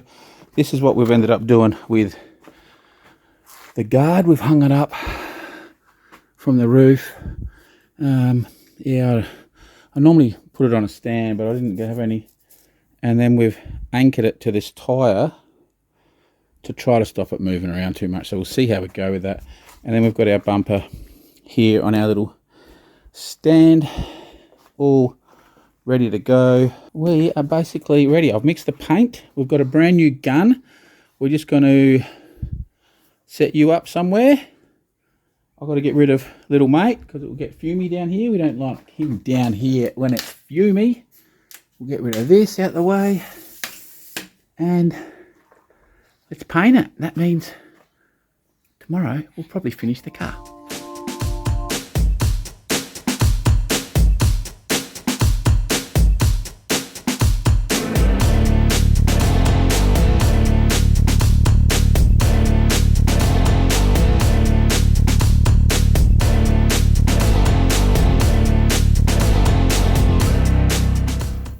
Okay, that was not the most enjoyable paint I've ever done. So we actually had, well, you can see here a couple of little dings other dings that we missed. But we had a couple of reactions. So we had a big fry up on this area to the point where I had to stop and sand it and all sorts of stuff. You can probably see a couple of little marks in there. It actually fried up like really bad. I have no idea what went on because I've used base coat and I've used all these products, the putty primer and although this, I haven't used this for a long time. That should have nothing to do with it. I don't think that has anything to do with it. I don't know, but we had a mental fry up there and I've kind of salvaged it as good as I can other than stripping it all the way back. I just had to sit there and I sanded it down and then dusted it on, and then it's had 2 coats since. So that's as good as it's going to get. Now the guard started to have a little one as well, but we sort of just dusted that and got that one through. And then the bumper in a couple of spots kept doing it. So it kept doing it in there. As you can see there, it's sort of fried again. I'm not, even I put it on with a brush and it did it. So it was a lot worse. I'll let it go. Along here, it was doing it all along here. It did it all over here as well. You can see here, I've actually touched it up with, well, you probably can't, but I'll touch it up with a brush. And in here it did it. You can see it's just sort of doing it there. You know, if you can see that's a bit dull, like a bit. So I don't know what has gone on. I really don't know what's gone on because we weren't burnt through to the bog or the filler. I don't know what's happened. Maybe the fact that the putty primer, and then anyway, we had a fry up. So we've got it half repaired. Just gonna go get a quick drink. We'll let this flash off for 5 minutes. The clear's already mixed in the gun and we'll start clearing it. I did everything I could. I had water traps at the compressor, had a toweling, water traps everywhere, and I've still got water issues. I drained the compressor, I've done everything. I've still got water coming. Not quite sure what to do. We have to try to fix it. Maybe it's something going on with the compressor. I do have another water trap, but I was missing the gauge. So at any rate, let's get a drink and finish this freaking paint job.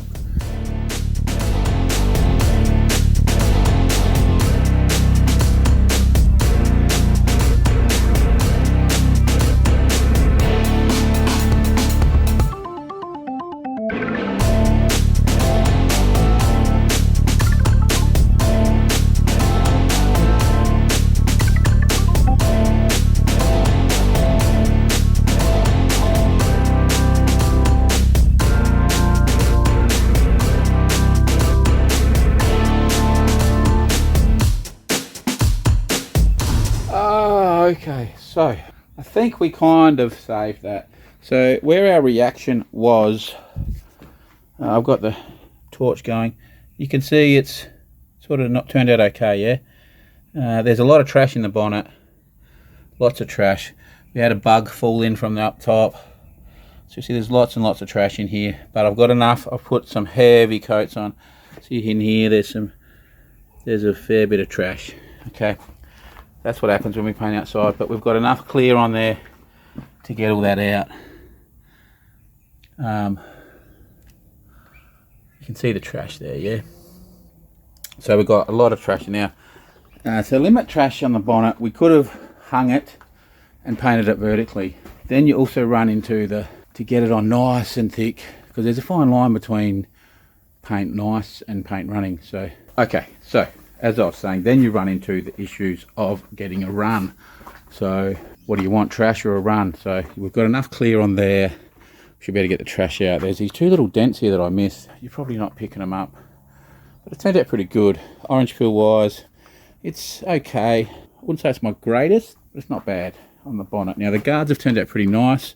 There's a couple of little pieces in the front there, but other than that, the guard is pretty well trash free, and I've got the guard orange peel pretty much spot on. That marks where our badge goes, so that's nothing. So yeah, this is nice. That doesn't even have to be color sanded or polished or nothing. The guard is smick, and the bumper is pretty smick as well. Hopefully this color's right. It's not showing up. It's just showing up a metallic in it at the moment. It's not really showing the pearls, but the white light won't. Now on the bottom here though, You can see we're thin here in the black. We put heaps on it. That's where all our reaction stuff was. So yeah, don't really know, but no one's going to see that. If we look along here, along this section, it all looks absolutely hunky-dory. So no one's going to see that on that issue. So basically, I'm happy with the bumper and the guard. We're happy with, good enough. The bonnet, we'll have to give it a 2000, I think. We'll give it a 2000. We'll flatten a bit of that peel out and get rid of the trash. And honestly, I don't know why I laid that clear on heavy on the bonnet. So I'm kind of a bit not quite sure why I've got that peel in it. So I hit that like heavy. It's just a bit, doesn't look too bad, I suppose, but it's just a bit more orange peel than usual. So I don't know. Any rate, it's on there. We'll give that a light sand. Whether we do it tomorrow or not, we'll probably get it on the car and do it now. Before we put these on the car, I am going to polish the passenger side fender, and I'm going to cut and polish the driver's side door, at least the front of it, so that we don't hit this. And we've got to do the headlight before we bolt anything on. Any rate, I've had a gutful. I've got to go wash my gun, I bought a brand new gun for this one because my gun's been playing up. So I bought a brand new gun. It's a Star. So they're probably a mid-range gun. It's not like the greatest, but they're like a $200 gun. They're a nice gun, but that one don't know. I think it was okay. I just don't think I quite had it dialed in correctly, but it painted pretty good. Any rate, stop dribbling. Let's pack up, clean my gun. We'll re-adjourn tomorrow. Oakley dokely. Well, we're making some progress, kinda. So as you can see, our bumper, it's just sitting there. I haven't even done anything, but I've assembled the bumper. I've just sat that there because I'm about to start plugging that stuff in, but I've got to do that nice and gingerly. We've got to get the hoses connected for these. Then we've got to do our lights at the bottom. Plug it in on the side. Remember, this is our new guard, nice and fresh paint, and actually that's a little bit of peel. We may flat sand it, but it's not bad actually. It's pretty even, and there's our, we'll see better out in the sun, you know. It's pretty good. This looks a little bit darker because it's fresher. Now I have just ran the buff over there quickly, but I think you'll be struggling to notice this. Now we did have some dilemmas with the bonnet. I've already, as I said last night, we got some trash and I was going to have to sand it down. But if you look here, can you spot this or not? Let's see what I can do to get you in there. There you go, you can see that. So what that is that is a bug got into it last night when we packed up after we left. Bug dropped in, got stuck, decided it was going to go for a little slide around everywhere. So it started over here, went up, did a circle, up, down, all around, and ended up in there, stuck, and probably passed away. So that was nice of him to do that. Now I've already sanded this. As you can see, there's still a couple of bits of trash, so whether we go a little bit harder, don't want to go too hard. Now you can feel this one, so I'm not quite sure what to do there, whether to take it a bit more, but as you can see, I've worked this pretty good. I've got no orange peel there at all. Here, you know, I don't know if you can tell, but see, I can still take that a bit further if I want. There's still a little bit of peel in it. So I'm not sure about that bug. I think I'm going to burn through to get it out. But anyway, over this side, we've done the same, and we've just given this its first little polish. So that's come up. That's just specks of dust.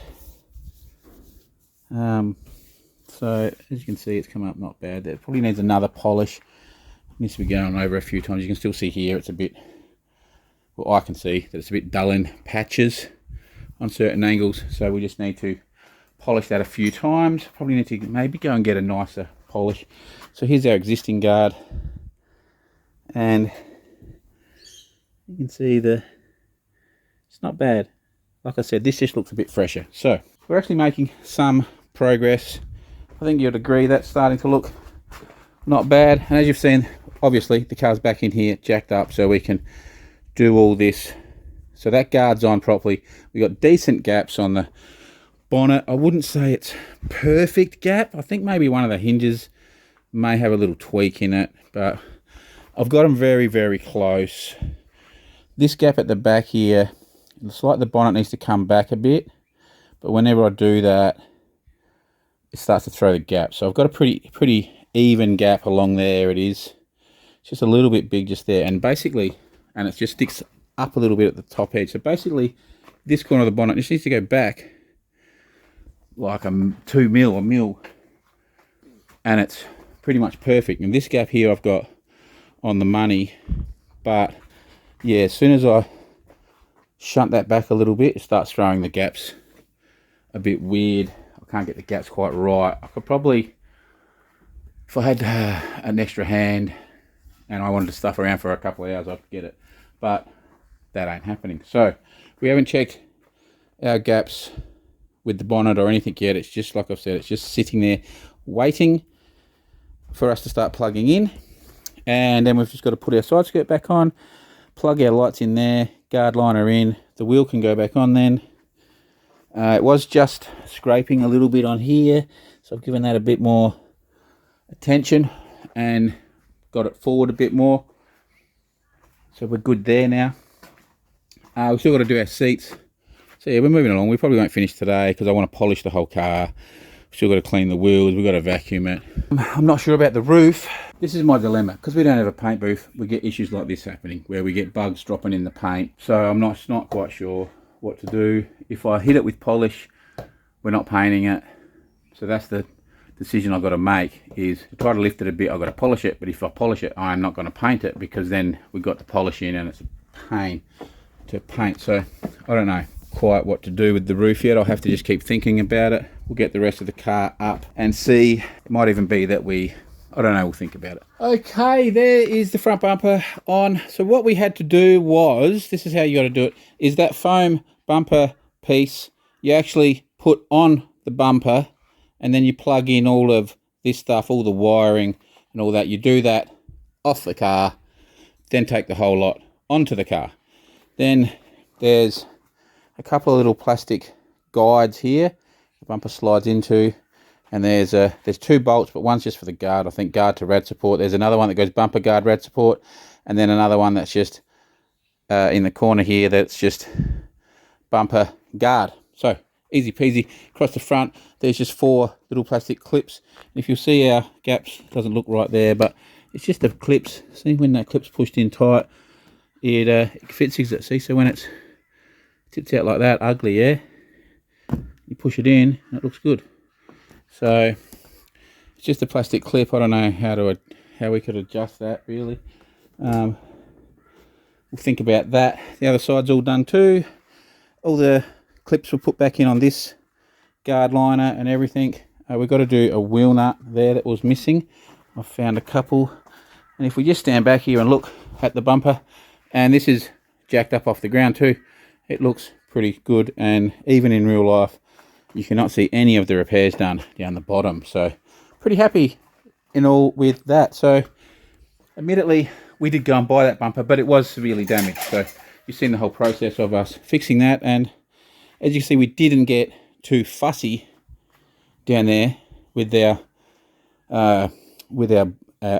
filler work, because I said it wouldn't be seen. And then we've come around here, we've put all the guard liner up in there, so we're all beautiful, all clipped in. About to put the wheel on. I actually did the badge a tiny bit too high. Who will know? Not one. Like I said, we still got to polish the bonnet, and once that's polished we can put our little hose things in. That's the one thing I didn't do. I reckon there's a little bit of damaged hose down there. I was meant to replace it with that, but I forgot. So we'll see if our squirters don't work. We may just have to pull this guard liner off and replace a bit of hosing. And we still haven't touched inside as yet. I need to go get a drink. So yeah, I think you'll agree that's looking pretty good, isn't it? Well, I remember what this one was like, and now I think this car scared a lot of people. It did actually, well, didn't scare me once I looked at it, but I think, see, this is when you, like I've said earlier, when you are good at picking them, you can get away with some good ones, because when I first seen this picture of this, I just went, oh, that's too far gone, and just didn't even look at it, just seen the initial picture and just scrolled on. But then what happened was another Chrysler, a 13 or little 13, I don't know, but anyway, it was an SRT with the 6.1 litre, is it? It was high Ks, but no damage, and it went for like 1,700, and I missed it. Like, I was watching it, and I drove to the doctor's, and it happened when I was in the car. I missed it by about 5 minutes, otherwise I would have bought that. But anyway, what I'm getting at is when I seen that, it made me then think that this one would go for next to nothing. And so then I looked back in on it to have a decent look at the pictures, because I thought, worst case, we could use the running gear for one of our hot rods. But then when I looked at the pictures properly, I didn't think it was very bad. And as you've seen, it is quite a simple fix. Like, a little bit time consuming, like, but not really a lot. A few days, really, 3 or 4 days. Dash, a little bit time consuming, you know, fumbling your way through it all, picking up all your parts. You've seen the repair was really easy, a bit of paint.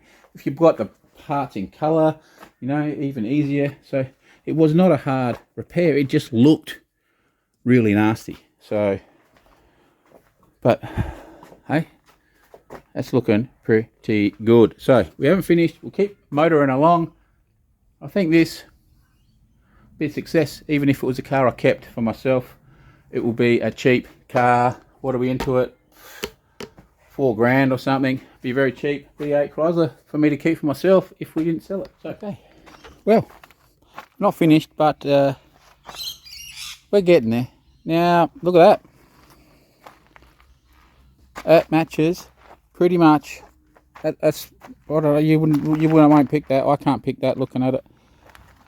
You can't pick it in the camera, but in the flesh, I cannot pick that colour. It is spot on. Like I said, there was a couple of variants. We took the gaslit in and we matched it perfectly. That's the one, and that is that. You can't pick that. That is perfect colour match. So you'd never know this was even in an accident.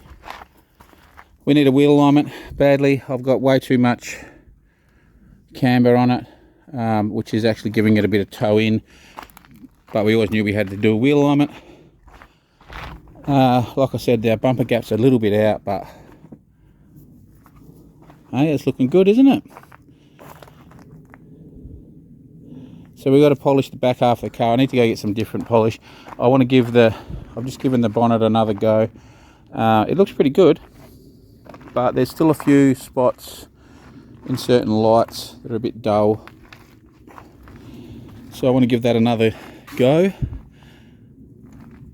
I wish I had spotted these, a few marks in it, but anyway, it's not too bad. We'll get away with it. So yeah, we've got to polish the rest of the car. Airbags. The wheels are all done, we just need the centre caps put on. The front end's all done, we've got to put our engine cover on. But yeah, we've got to polish the wheels, vacuum the detail the inside, finish detailing the inside. It's looking pretty nice, I think. Looking pretty good. And honestly, I think I'm just going to polish the roof at this stage. We'll just polish the roof, polish the whole car. We've got to do the door handle as well. We've got a door handle to change. It's a bit of a bear of a job. At any rate, I think that might do me today.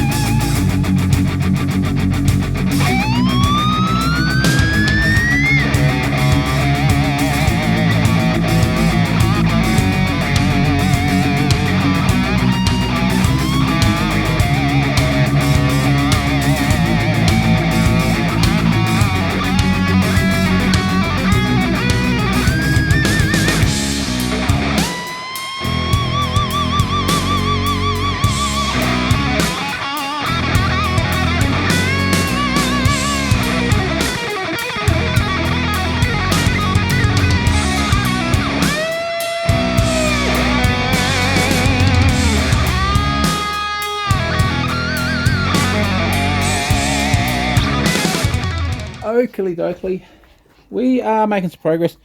We've done the bonnet. You can still see, hopefully you can see, it's pretty hard to see it. It's there though, the little racetrack of the bug. Other than that, there's a couple of little bits of trash still. Just a bit concerned about sanding them any further. I don't want to burn through. We'll see how we go. Orange peel wise, it looks really nice. It actually looks really factory. We haven't done this guard. Possibly could give it a light little one. It's not even noticeable. The colour is spot on, so it looks really good. We've gone along the whole car now and given it a polish. And we worked the roof. We worked it pretty hard. It's not, I wouldn't say it's perfect, but it is pretty good. It's still a little bit in a couple of little patches, but hardly noticeable. So the rest of the car's done. And we're not going to do the bumper at this stage. Realistically, we could take that off, repair it and repaint it. It looks like he's probably backed into the trailer a few times or something. So we've polished all the outside. It looks a treat. We've just done the wheels. I just quickly polished up the wheels. The car's looking so nice, guys, so nice. So we've also, I'll just pop the bonnet, show you in the engine bay. We've done all the engine bay now. And we've still got to do the door jambs, give them a wipe. We haven't vacuumed it or done the those seat belts yet. We're about to do them in a minute. Let's see, this will get ugly. Wait a minute. Okay, we're back. My little finger doesn't fit in there very good. So here's our engine bay. Put our cover on. You'd have to agree that has just made that look so much nicer. And this has, like I said, had the little billet strut covers. Obviously, I think it had one that stuck on here, and it had some little strips on here. I got rid of them, but that engine cover has made that engine bay look really nice and neat. Now, all we've done is given it a quick we've got our rubber back on and our heat shield and our window sprayers. So all of that is looking pretty nice, isn't it, guys? So making good progress. Hey, and that's how they're meant to close. So we're making some pretty good progress. Very time consuming, just little tedious things. I've spent a lot of the day polishing this thing, trying to make it look $1 million, and it's come up pretty good. It's in the camera, it's gleaming. It looks gleaming in real life, but in the camera that looks so nice. Those wheels come up really good. So I think body wise, I think we're done on the outside now. I think everything's done that we're going to do. We gave the exhaust tips a little polish too. I think so, yeah. So I think everything on the outside's done. We've got to do that other door handle, and we blew a lot of this clear coat that was on this off just with the air compressor. I reckon if you gave the roof a couple more goes, you'd nearly get it.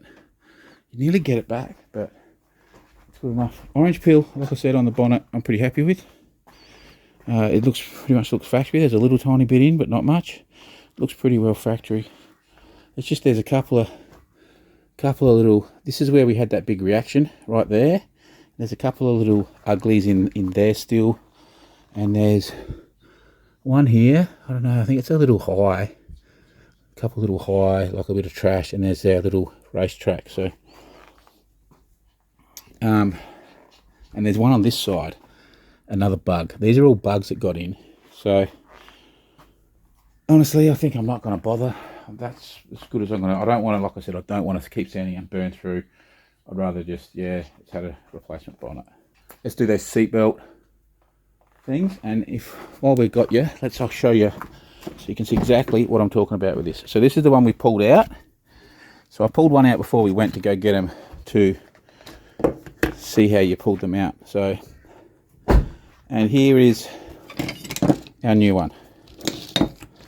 So as you can see how this is all long, this one's all compressed. So this here's been triggered, which then pulls that cable. And if we look, I don't know if you're going to see in there. See there? That's only like it's halfway. This one, you won't even see it because it's all the way. It's right down the bottom. See? So yeah, I think a little gas charge here and sends that flying 100 mile an hour that way, which pulls the cable tight. So that's that. So easy enough. It's just one bolt through here, and then the plug has to be fed through the seat, but with big stupid hands you can't fit in there, so I have to unbolt the seat. So let's quickly do that. Okay, so we've been busy at it this morning. We have done our seatbelt pre-tensioners, so our little red clickers have both been changed. The seats are all bolted back in, and the car is all vacuumed out.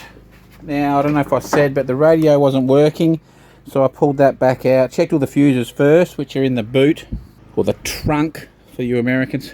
We had pulled the radio out, and when we put the plug in, two of the pins had actually bent a bit, so we straightened them up, plugged it in. The radio's all working, so the airbag lights come off, but I went back in to the system because of the radio that had a lot of codes in it.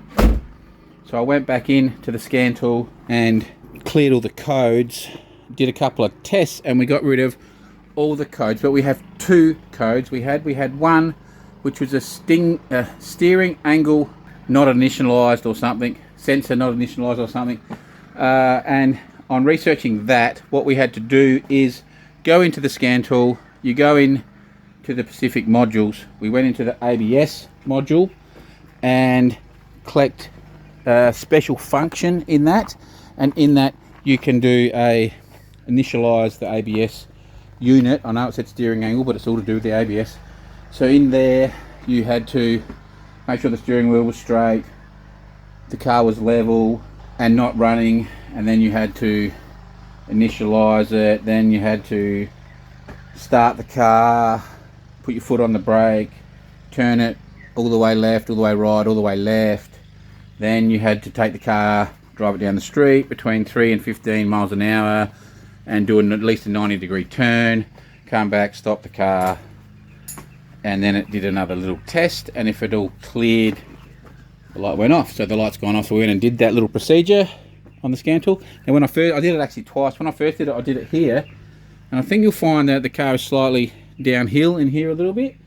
And when I reversed out of here, I thought we had an issue with the diff, but what it was the actual rear brakes. Well, it had actually put the rear brakes on a little bit. So yes, now the second time I did it up on the driveway. We haven't really got much level ground here, and I think that's actually a little bit the opposite way. It's probably a little bit leaning backwards. Okay, so we got it all to pass the test the second time, but when I went for the drive, I did notice that when I was hitting the brakes hard, I could really feel the ABS working in the front. So maybe I don't have enough rear now, I'm not sure. But anyway, that's neither here nor there. So I just took it for a test drive as I just let out the bag. And our only issue was our steering wheel's off because of this right front is out by a country mile. So we definitely need, and it felt a bit strange turning because we got so much camber on this wheel. You know, I don't know if you know, but when you turn, sometimes you'll actually gain camber and gain bump steer and all this other stuff. So yeah, we definitely need a wheel alignment. I don't even know if I'm going to drive it into town to get the wheel alignment done. I think I may trailer it in because this doesn't feel nice at all. But other than that, I think we're nearly there. Now it is very, very low in the front. It's a little bit too low, I think. Now the only other thing we had was a light for the windscreen washer fluid, so I just put that in. You can see our engine cover, our engine's looking good. We're all done there. We've vacuumed inside. We've vacuumed out all the boot. We've given everything a wipe. As you can see, it's all looking pretty nice. The only thing we have to do is that other side door handle. So we'll quickly do that door handle, and then basically think it's finished. Bar the wheel alignment. So yeah, let's quickly do that door handle. Then we might take it for a little blap down the street, back, and do a proper walk around on it, go through some figures, and see what you think. Now, these are probably one of the more painful door handles to do. So we've got all these little clips here, which you push the center in, and then you get your little clip tool underneath and pop them out like so. Yes, hopefully you were watching where we were meant to be watching. We'll do it again just in case. You push it in under there and pop it out. Oh, and we drop that one in. Wicked. I hopefully have a spare. Now then, we've also got some screws down here. There's about 4 of them. There's a little clip here to pop out, and there'll be a screw in there, and there's probably one up in here under that as well. So that's just to get the door card off. Okay, then we've just got to disconnect the wire and our door card is off. So I'll quickly do that, and as you can see in here, there's some more of those little plastic clips. So I'll quickly do that, and then we'll come back and go through the next bit, because these are an absolute pest. So you would think at this point we would be home and hosed, wouldn't you? Well, you would be wrong. So inside here is, you're never going to see in there, I don't think, but inside there is one bolt at one end of the handle that I'm pretty sure you get. Oh, you can't even get it from there. Where do you get it from? Is there another hole here? No? Anyway, I think you can get it from that hole. Then there's 2 up at this side. But guess what? You can't get them from these existing holes. So what you have to do is take these 3 screws out and take the latch off. Then you can come through this hole here, and you can get those 2 that are there. Then you got to fish your big stupid mitt in there and unhook the little rod. Then the handle will come off. So it's a little bit of a pest, but I'll fumble around with me big mitts. Maybe it's easy if you got small hands, but with these big stupid things, it's quite difficult. So I'll fumble around and see if I can get it all off without breaking. Okay, so there's that done. Easy peasy. Not a hard job, just it's a little bit awkward, especially when you're my size, but like I said, not a hard job. Just a bit of a design flaw, I reckon, that they just didn't put the holes so they'd line up with the bolts, but it can be done. Okay, I think we're done. Okay, I think we're all done, so let's take it up the road for a quick little spin, and we'll do a walk around of it, and we will reveal what we actually spent. The only thing, we may just give the interior a little bit more of a clean, but nothing too crazy. And other than that, we have, as you can see, no lights at all on the dash. It's all looking good. Now, we've got kind of a reverse camera, but not really, so I'm not quite sure what the go is with that. I have not looked. I don't actually think there's a camera out there. I think maybe the stereo is equipped but doesn't have one. So as you can see, the steering wheel is a bit off. You'll see better when we might as well look where I'm looking when we're driving up the road.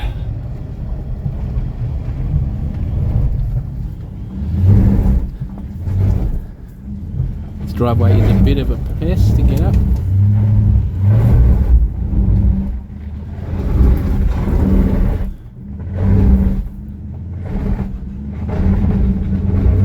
We are stuck. Gotta be joking. Try that again then. So all we did then is get the car dirty. Wicked.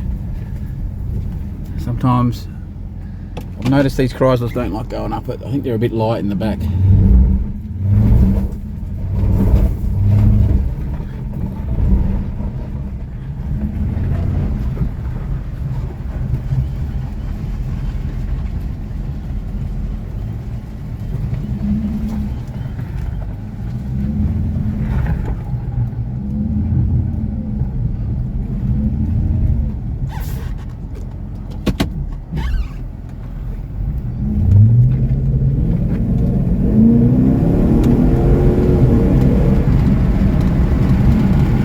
The steering wheel there, and we just got to put a bit of glue up on that dash bit up there.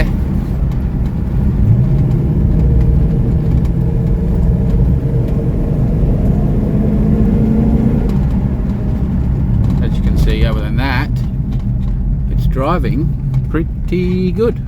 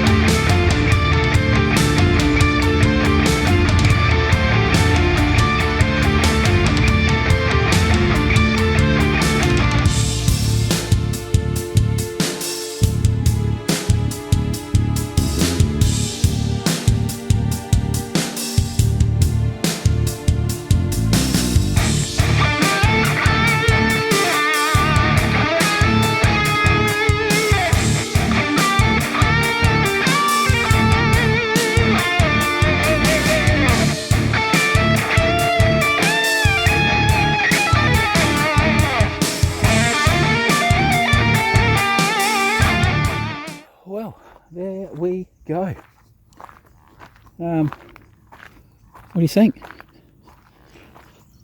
I'll put a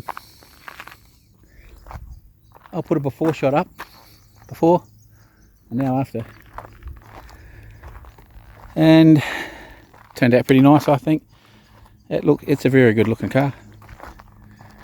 I don't think anyone can say it's not. So we need a bit better on the polish on the door there, not polish but just a wipe off. But other than that, as you can see, the colour match is perfect. You cannot pick that colour difference at all. You cannot really even notice we've even done anything on here, other than if you get outside, you can't even see it. Seriously, outside you cannot see it. It's only under the fluoro lights that you see that imperfection. Just here, I don't know if you can see it, just there, I can get it. No one will even pick that. It looks very good, very, very, very good. The bumper turned out a treat. Like I've said, you do not notice any repair work done down there at all. That grille looks good. Our polished headlight turned out looking new. The guard, you would not know this has even been in an accident. Seriously guys, this looks really, really nice. It's turned out really, really nice, and it's probably in better condition now than it was before it was ever involved in an accident. It's been fully detailed, polished. As you can see, we got the roof has turned out a treat. If you looked at all that bad fading we had, you wouldn't notice it at all now. The roof's turned out really, really well with that polish, that cut polish. The engine bay, you've seen, engine bay looks finished off with that engine cover and the detail. We've fixed the door handle, new dash, all the airbags, seat belts done, fully detailed inside, everything working, no lights on the dash. You'd have to agree guys, this has turned out really, really nice.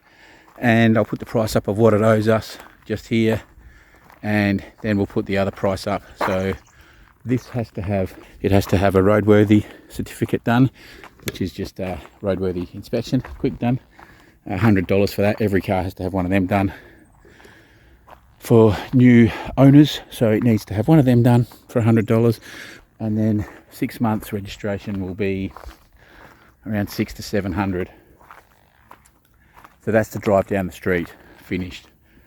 It will need that much more spent on it, but every car needs those put into them, like I've said. So value, this is worth, it's clean title, remember, it's a clean title, 230 kilometers, 140 miles. I think this is a $10,000 to $14,000 car. 14 is probably stretching out a bit, and 10's dirt cheap. 10's too cheap. 10 is like a sell it in a couple of hours price. 14 is like a sit on price. Honestly, I think it's 12,000 is what we should be in the middle. You'd think 12,000.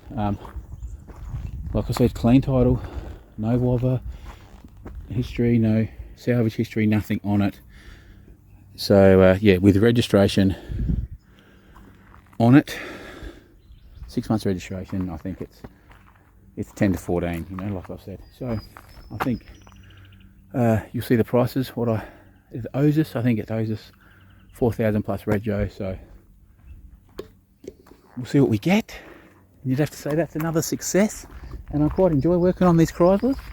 I must admit, I might do a few more. They're starting to really come down in purchase price now, to buy at auction. So they're probably not a little bad one to start picking up. I'm gonna see if I can get some more.